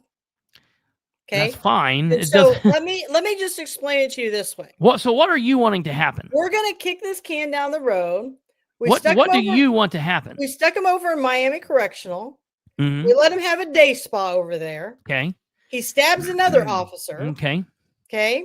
Mm-hmm. Then we send him out to Westville, all the way up north. Yes. He's hanging out over there. He's like, it's a little rough in here. Let me go get this psych evaluation where I can go hang out and get a little more day spa. Yeah, I'm not okay with any of that. Here's the thing. We're going to let him go over there. Okay. And if he kills somebody or he attempts to hurt somebody over there, then you know what? That blood's on everybody else. Because I'm telling you right now, I get all this due process, but at some point, if you go back and read all of this nonsense that's been going on and the things he's been saying and all I the hear, stuff yeah, I he's get been it. doing, right? Mm-hmm. You know, it's just like me saying to you, Kristopher, you know, you and I hypothetically, we're married. And then suddenly I was out drinking and I had an affair with a guy. Well, the alcohol made me do it. It wasn't me who actually did it. And this is the kind of stuff I'm so sick of seeing even in the court system. This guy's like, well, I was listening to Allah, or I was on ecstasy, and so that explains why I did it. And that should be an excuse. And you should just see me as insane for doing this stuff. Okay. Well, my other problem is while he was over in Miami Correctional, I found all this drug paraphernalia in his cell. So what did you say? Back up. What did you just say? What was in the cell? Drug paraphernalia. Okay. All right. Okay. And that's what he was like. Well, I wasn't in my right mind. Well, hell no, none of us are if we're doing that stuff. Yeah, right. So I'm not disagreeing with you. I'm not disagreeing with you. I'm just saying we walk down a very dangerous path when we say, yeah, I get this due process stuff, but because that's I get it. But it's first of all, it sucks that it's in Madison County because the prosecutors over there suck. Well, so that was the other thing. So listen, they wanted to change a venue. Madison County wouldn't let them change the venue. All that would be is they would take it. The prosecutors would still do it. That wouldn't change. I mean, it's the prosecution that I have an issue with. Well, and you know what's so funny is they want to get all their jurors from Delaware County. I'm thinking, you think Delaware County didn't realize when this happened? This was a big to-do. This was a major event that happened in Madison County. I mean, this was covered nationally. This was a big murder case. Well, sure. You know, sure. And so some complete, well, he can't get a fair trial because everybody knows about it. Everybody's been talking about it. Right. There's people out there that they will get a jury. I don't know why they would be pushing so hard to get it from Delaware County. I don't know why you wouldn't go Southern Indiana or up northern. Because listen, it's big to us. It's big to us. But there are people in Scott County that doesn't know anything about this. I guarantee you there are people in 300 miles one way and we know this. We know that, you know, this is going to be a process, but you know, I do feel for the family. I mean, you know, well, sure. When will their closure come? When will they get? And it will. Well, let me tell you, it's not going to be when this guy's found guilty. It's not going to be because it won't be until he takes his last breath. Yeah, I don't even think it's there because let me tell you, this guy living or dying isn't going to bring Noah back. Yes. And it's not going to. This is you can't. That's the thing. People. I get it when you say, well, when justice is done, I'll be able to have closure. You don't ever have closure on something like this. It's living life. From what I've heard, they're doing pretty well. I think the dad has become a reserve in Elwood. He has. He wears his son's badge. Really, really cool stuff. And it sounds like they're doing as good a job as they can for being somebody who's they have just always been in this horrible tragedy. Even the day of the horrible incident, they have always been kind and collective. They have been supportive the whole way through. They've donated a lot of things. They've done a lot of great things. You know, it's just one of those things that your heart goes out to them to see them have to go through this, right? It's definitely horrible. Let me read this here. This some people, I don't even know if not everybody knows this, but so the article that we're talking about referencing is a Madison County judge has determined that Carl Roy Webb Boards II is not competent to stand trial in the shooting death of Elwood police officer Noah Chavez. Madison County Circuit Court Division III Judge Andrew Hopper made the determination after a hearing in which 2 of 3 court-appointed psychiatrists testified that Boards was delusional and couldn't assist his defense attorneys. Hopper, in an order issued Monday, said Board scheduled trial in January has been moved to March 16th. Board faces charges of murder, 2 counts of resisting law enforcement, unlawful possession of a firearm by a convicted felon, firearm enhancement, habitual offender, life without parole, and the death penalty.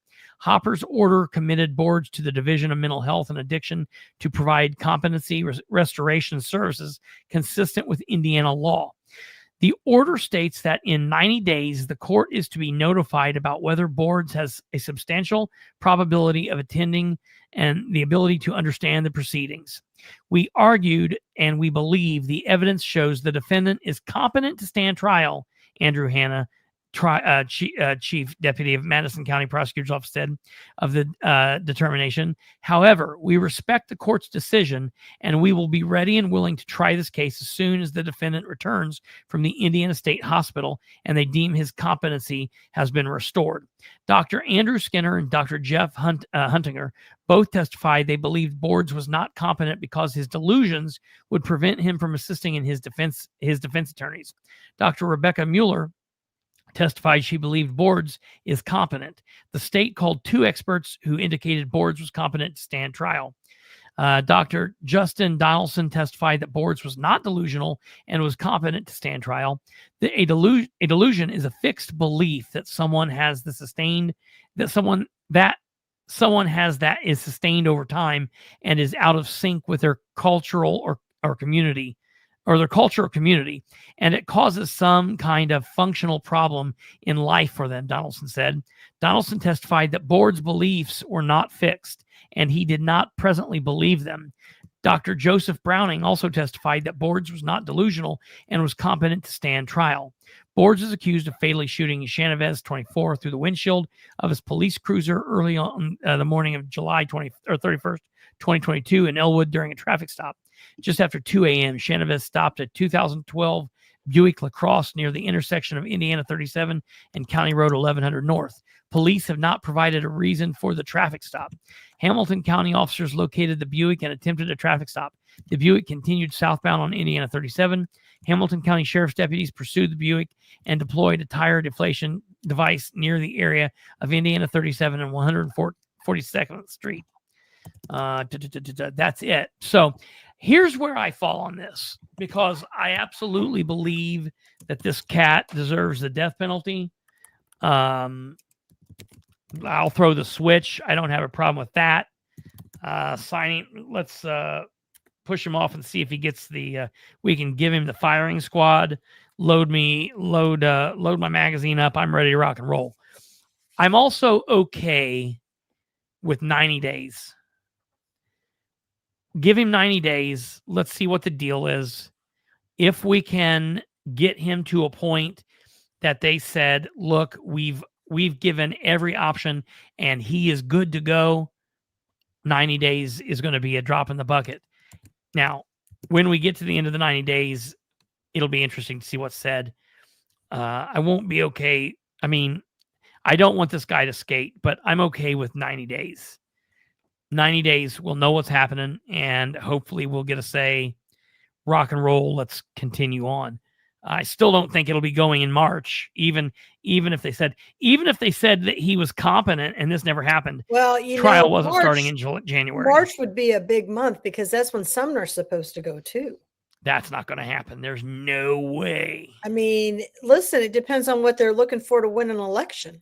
Yeah, that's true too. It will come down to does Andrew have somebody who's running against him? And here's the thing. If Andrew does, Andrew's going to have to put something in place to show the public that he is the person who can get the job done as a prosecutor. He's going to have, if he goes against somebody who's older and they might think, hey, Andrew's too young to fulfill this, he's going to have to do something to show his performance. I mean, that's just the bottom line.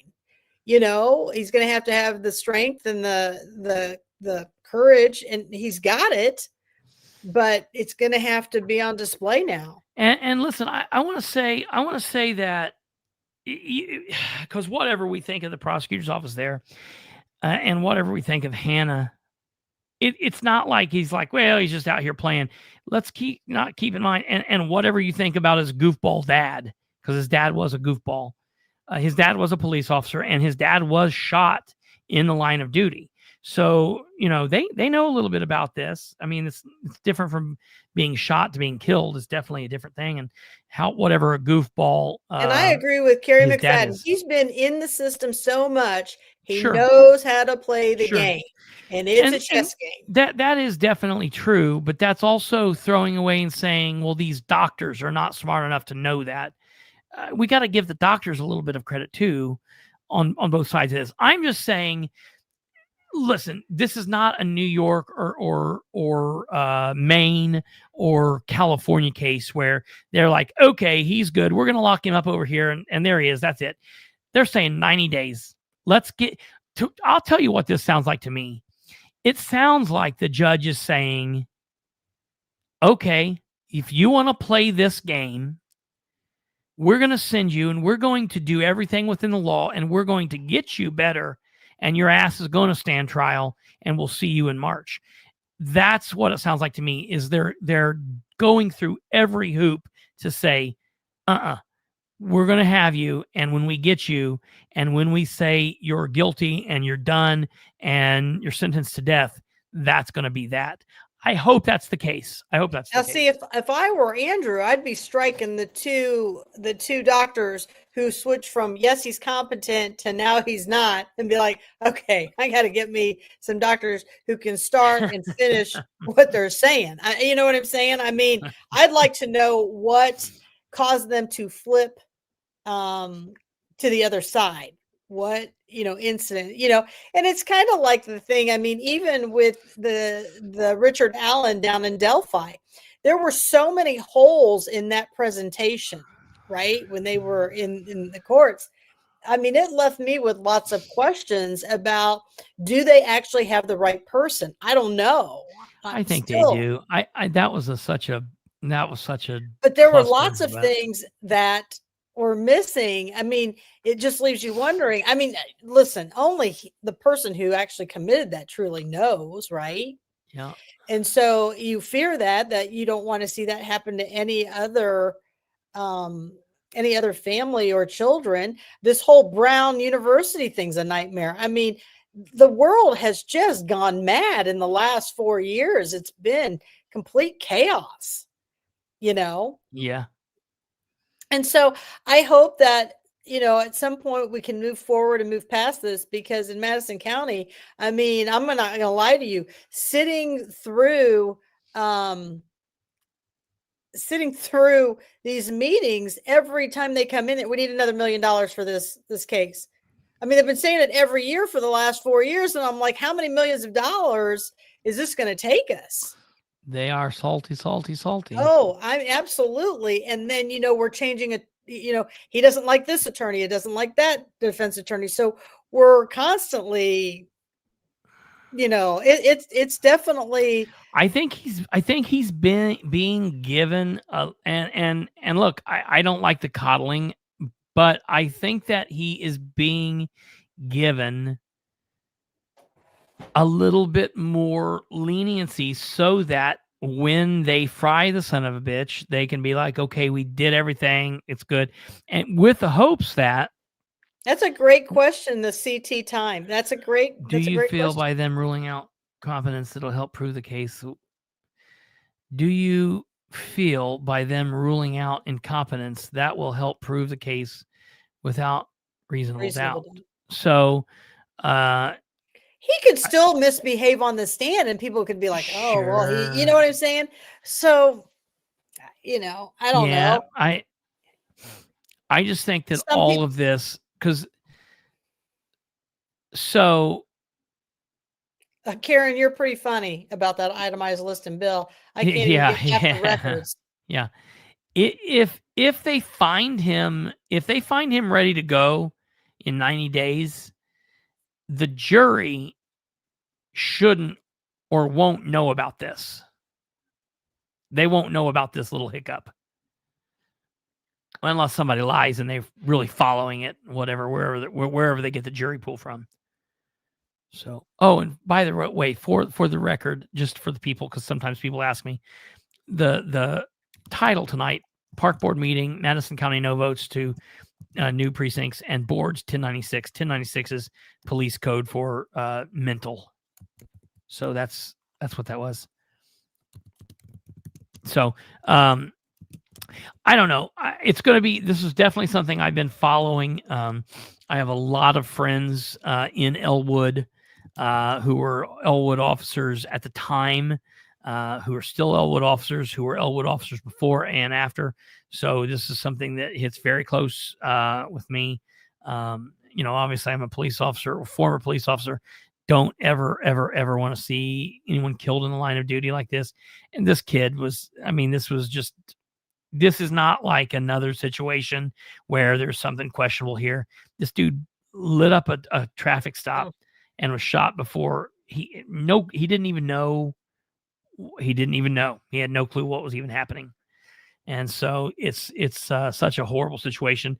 And I want justice to come. And I'm just hoping that whatever we do, whatever's done here, will allow the situation to occur with very little to no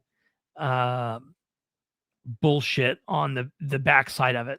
And I wish Andrew the best of luck to get this done. Yeah. You know, absolutely. I hope that. Yeah. I mean, absolutely. And yeah.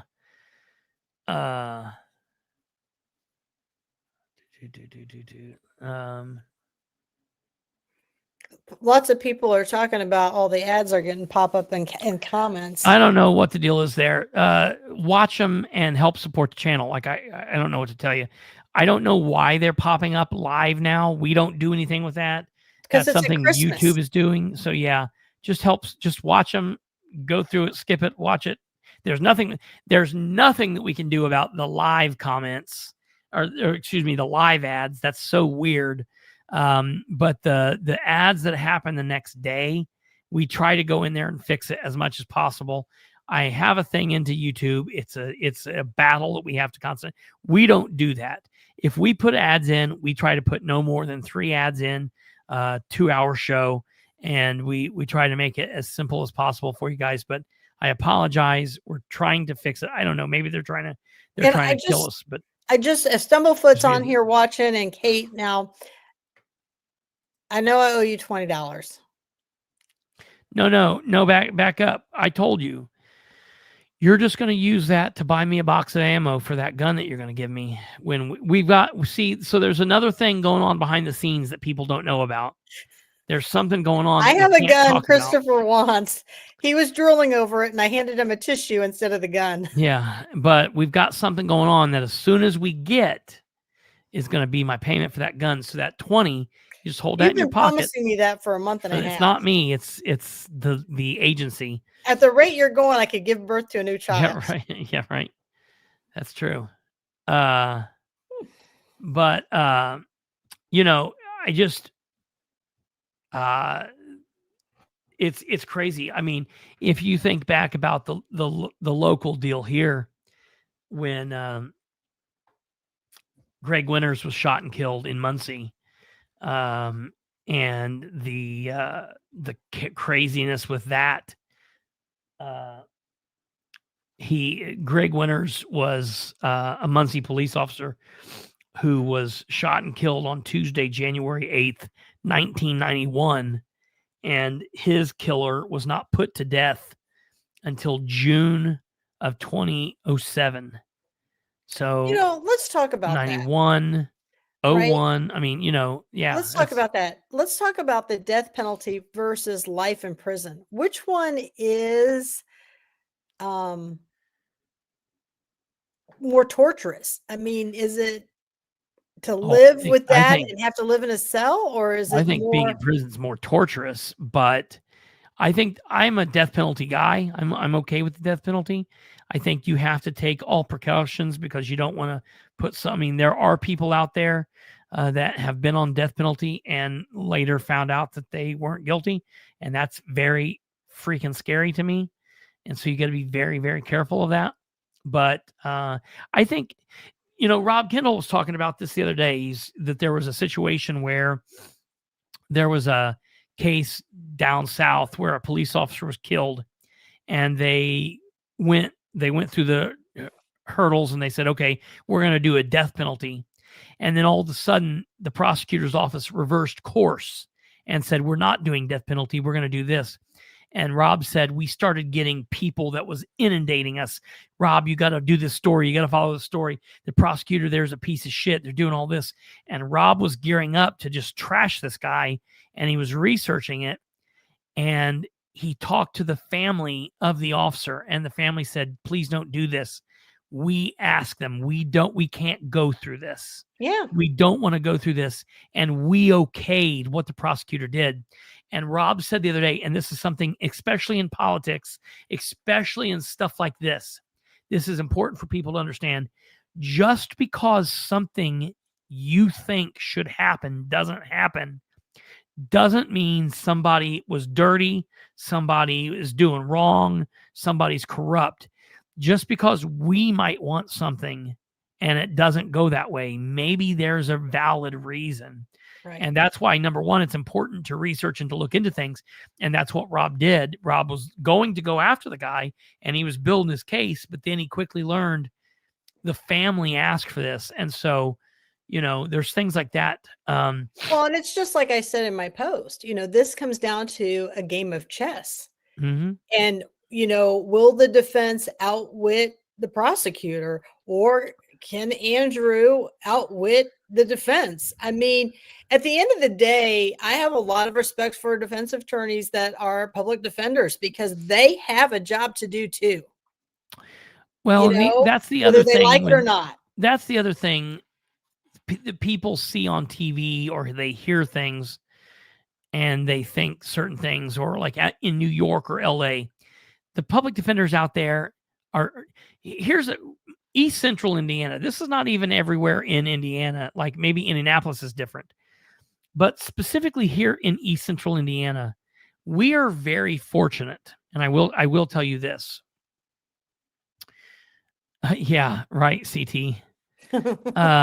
There are the public, generally the prosecutor's office and the public defender's office in other places, big cities and elsewhere, are places where new out of school attorneys go to get experience in court and to build their chops, either as a deputy prosecutor or as a public defender, so they can get trial time. So then in 2, 3, 5 years, they can leave and they can go off and they can start their own practice. Sure. And they can have some shit underneath their belt, or they can get in with a big firm and they can have some chops.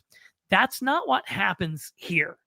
Love them, hate them, whatever. I can say this, like specifically in Delaware County, I know Madison County is the same way.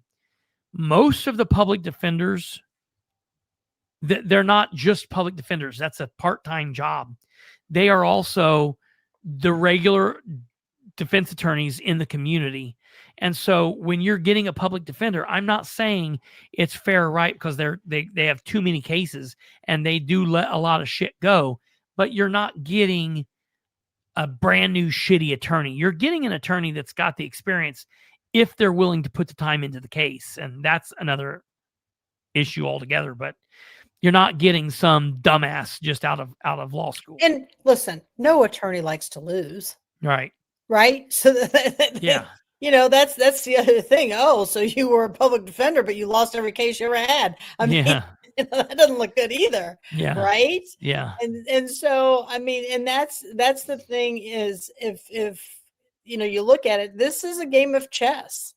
It is. It really is. It is. And I think Boards is guilty. I mean, he's definitely guilty, right? I don't think there's a question there. Yeah, I don't think no there's a question. there. I don't buy into he's schizophrenic or what bipolar. Right. If he's a bipolar dude sitting on the electric chair, I'll be just fine with that. You know what I mean? Just because you're bipolar, you can't kill a cop.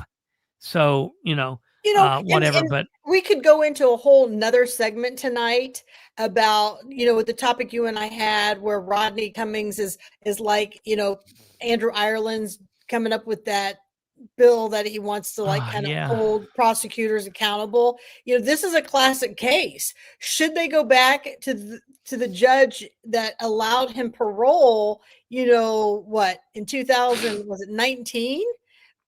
He got sentenced in 2006. It was in 2019. Should that judge be held accountable because this guy got out and he shot? No. And let me tell you, this is the problem I have with Andrew Ireland's bill. You can't get into a situation where you're holding judges and prosecutors accountable for legitimate decisions they make. Might not be decisions we like, but legitimate decisions they make based on the law before them, the facts before them, and the situation before them. And that's my problem with this thing. I'm going to tell you what the problem is, where this Andrew Ireland bill come from. And if you don't know what we're talking about, folks, Andrew Ireland is a state representative. He's this hard charger. I generally like a lot of the stuff he's done. Now he's done some wobbly stuff here lately. It's kind of, he is an attorney by trade. Mm-hmm. But he's got a hard on for Ryan Mears. And it all started because Ryan in Marion County, Ryan Mears came out and said, IMPD, everybody else in Madison County, quit arresting people for marijuana. You can waste your time. We're not going to prosecute marijuana cases. And everybody lost their mind. Good, right, bad, whatever. I think it was fine. I'm fine with it. I'm fine with that decision. The prosecutor has discretion. I'm fine with that decision. And then they want to tie that into all of the crime and violence. That's not the case. The crime and the violence has been because the Indianapolis City County Council is a Democratic cesspool. Hogsett is an idiot, and they're not giving money where they need to and policing that city right. It's a little bit of the prosecutor's fault. I do agree, but it's not because of the marijuana. So he has this vendetta against Mears, and that's why he's putting this forward, because they're saying, well, Mears isn't doing this, Mears isn't doing this. Vote that guy out of office and do not handcuff all of the other 91 counties, because prosecutors need discretion in their office. And you might have a prosecutor that makes a ruling based on something that a couple people don't like. And they're like, well, look, he's not doing it. Now I just don't like this bill. I don't like this bill. What we need to do is give up the prosecutors and judges, make a bill that says there is a better process to impeach elected officials for not doing the will of the people, and make it have a safeguard in there for how it goes, but make that canny.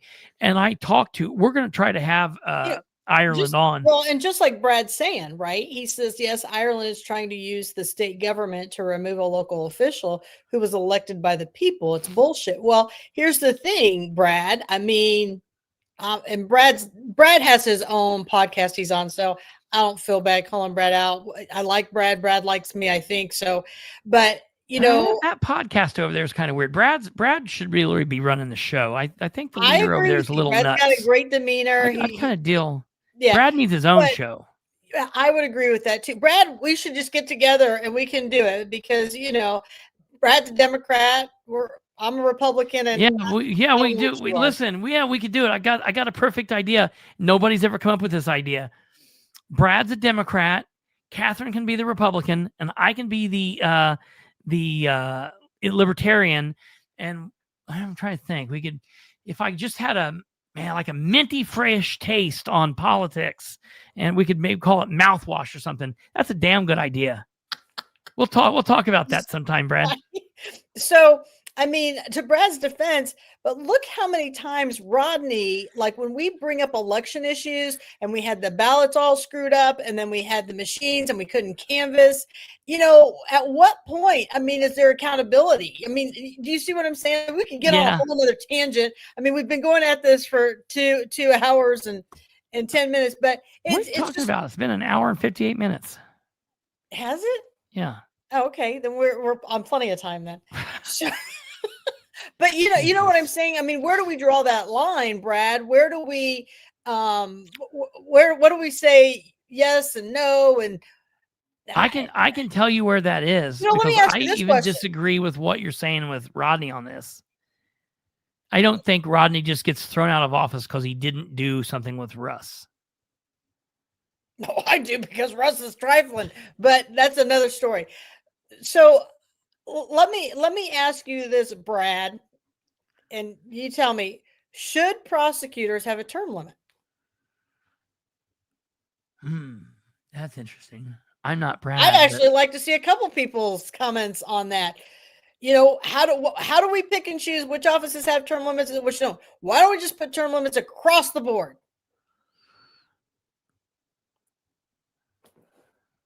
Just my thought. And a great way to, what is this? I don't call him Wreck-It Rodney for no reason. Yeah, he's yeah. So, you know, it's just one of those things that you No said, to term limits, dude. What? no term limits? He said no to term limits. I don't know. That's crazy. Yeah, right. He belongs over there on that mouthwash show. Guys are all nuts over there.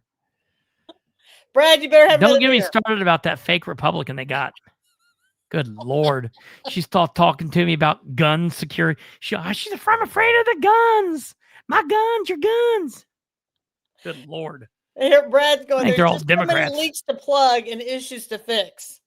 Yeah, you said it backwards. It's too many plugs to leak. Right, and Glenna says yes to term limits. I'm for term limits. I mean, you know, I am. I think in all of them. Well, okay, yeah. Now, so Stumblefoot, I've thought this out. Now, Stumblefoot, do you think I would only come halfway to the table? I believe it's 2 terms in any seats and no longer than 16 years in government. They're tapped out. I can't say that. I'd say any specific level of government. So you could go from local to you could go from like city to county, local to state to national. But some of them, like representative, 2 terms, that's only 4 years. That's what I'm saying. That's exactly what I'm saying. So 2 term limits, so they would have to move on to a different area. But I would say I would be okay with. See, I would say that some of them could have differences. Like I would be okay with, for example, you know what? What you could do with the prosecutor's office is you could do like the sheriff's department. So you could do two terms back to back. Then you got to leave. Then you could come back for more terms, but you can't do more than 2 terms. And here's the thing, and this is where people ruin it. I'm okay with that. This is where people ruin it. The Dunahays are a perfect example. So, you know, the wife does her 8 years, and then she comes out, the husband comes in and he does those 8 years, and he comes out, and then she comes back and she does her 8 years. And there's always somebody who's going to ruin it for everybody else, right? So you have to put all these different positions in place because you've got to cover all of that. I mean, and some people, the asinine thought of, well, you know, we don't have enough attorneys, so we need warm bodies. So what do we care? Just put them in there. Well, let me tell you something. In healthcare, nobody seems to like that idea, right? Well, we'll just put these warm bodies. They went to nursing school. How bad can it get? Well, you're starting to see, you know, nurses never got sued. You just never saw stuff like that. Now, nurse practitioners and nurses are getting sued all the time. And it's because we're not taking enough time to educate them before we turn them loose. So this concept of we just need a warm body because we don't have enough of a certain situation. Yeah, that mentality needs to go right down the road because that's where we get in trouble. Yeah. I don't know what this means. Wouldn't more people run for prosecutor if they wanted to be in that position? I don't really know what that means. You have to be an attorney to be prosecutor, first off. Right. I'd like to be prosecutor. I'd do a damn good job. Right. I would just like to go take the bar without going to school, see if I could do it. Right. That'd be a good one. Listen, I feel this is my fatal flaw. I feel very confident that I could go to some small Indiana hick town or like somewhere in Kentucky or Tennessee and hang a shingle out as like a lawyer and take like misdemeanor possession cases. No, I'm not interested in doing that. I have a full-time job where I work like 48 hours a day. Anyways, I don't know. I always call you the morning you're asleep. Well, yeah, because you got to sleep sometimes. I'm even working while I'm sleeping. Ask people who I've taken full phone conversations while I've been asleep. Ask people. People Listen, will I'll tell give you. you a good run for your money. No, but I think that I could handle, like, I could do defense work for defense for possession of marijuana, possession of controlled substances, and other misdemeanor. As far as criminal law goes, I got that locked. You know, and Danny has a good point up here where Danny said people should not be able to run for office. Like, I think what he's talking about, like Braun was Congress and he was running for governor, right? At the same time. It's an interesting. Yeah, I go back and forth on that too. Like, if you're going to run for office, you should leave the office you're in. Like, the only office you can ever be in office for running is re-election. Oh, yeah. This is another thing, too. Listen, you'd have to really start paying off more people if we put term limits on them. Yeah. Yeah. But it could be good for the economy. Yeah. Yeah. Yeah. All right. Well, you got anything else? Last word? No, I just enjoy the bantering and that we can have good, solid discussion and food for thought for others. And I think that I pray for the Shanavez family and all the officers who are waiting to see this outcome. We know that we will eventually get there, but you just hate watching boards pull all these strings. And I don't like him. He looks stupid. Yeah, I mean, I worry that about. Doesn't have nothing to do with him being black, folks. He's just stupid looking. He's got a stupid looking head. How much, who he will harm, Yeah. in the meantime of this destruction. And that's. Keep your head on a swivel, people. Yeah, I mean, just like the guy out at Miami Correctional who got stabbed, we'll never be able to heal that PTSD from that. He'll always live with. I'm trying to heal my PTSD for you continuing to use examples where we're married.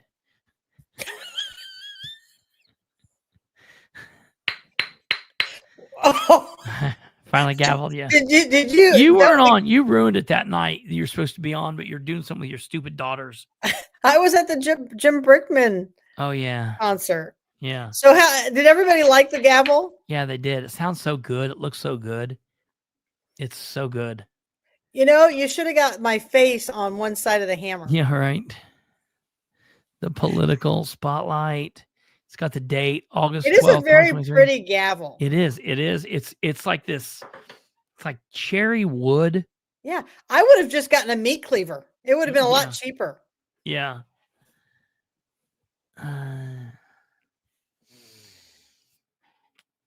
What's the difference between him being in jail guilty versus awaiting trial and harming someone? What? Nothing. Oh, some of it must have been on that night that you were using the gavel and I didn't come on. Yeah, yeah. It was a really good concert. Yeah. And I never go out. And so, yeah, I had to run. Were you there with your daughters? Yes. And your daughters went to that concert? I show up. Oh, yeah. Who else am I going to do with? I show up at dinner and there's like 7 other kids. Oh, God. And they're like, get whatever you want. Our mom's paying. So we go to eat sushi, right? And we start eating sushi and the boys are looking at the girls and they're like, hey, how come she gets to use her fingers when she picks up those sushi rolls? And I'm looking at these kids and I'm like, what are you talking about? They're like, well, they make us use these chopsticks. I said, this is finger food, people. Put the chopsticks down. So the boys were like all excited that they got to used the chopsticks or got rid of the chopsticks and were able to use their fingers, stuff like that. So, yeah, when they come home from summer, or not from summer, for Christmas break, there's a great sushi restaurant. We'll take you to it. Yeah. Only if your mom goes. I got to go eat. We don't got to wait on your kids. As soon as I'm better, we need to go eat with your mom. I think I'd have a good conversation with your mom. Oh yeah, we'll see. Listen, that would be a good time. She'll show you how to eat Japanese food if you go with my mom. Yeah. Yeah. One time I had a boyfriend and he took the wasabi. This will be interesting. He'd take the wasabi, right? Yeah. And he'd take pieces of it and he'd put it on the sushi and then he would eat it. And we're like, what on earth are you doing? Jesus. That wasabi, the green stuff, is supposed to be mixed into the soy sauce. Yeah. Then you dip your sushi into the soy sauce, the mixture. And then you eat it. You make your soy sauce as hot as you want. So your mom must have. Yeah, that's nice. Yeah, that was quite the to-do. Like we were just in awe watching this. Like, what on earth is going on at this table? I love it. So, thank you very much, Katherine. We'll have you back on, see what goes on. I appreciate it. As always. All right. We'll stay see there. Yeah, I'll be with you. All right. All right, ladies and gentlemen. Why does Katherine keep saying what? Well, look, you got to think about that. Like if somebody's in there, look, here's the bottom line. If at the end of this, they're like, yep, he is good for trial and he stabs 3 more times, the judge has to sleep with that. So it is what it is, but I think it'll happen. I think they're going to send him to this thing. He'll be like a day camp. He'll get fixed. They'll take him to trial and we'll get to kill him soon enough. So, all right. Well, you guys have a great rest of your evening. It is Tuesday. We will be back here tomorrow, God willing, 9 p.m. So tune in. We got a lot to talk about.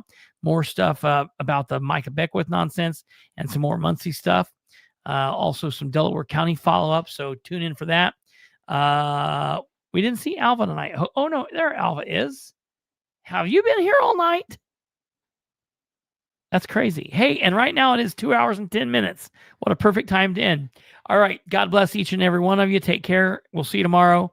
And that's it. Peace.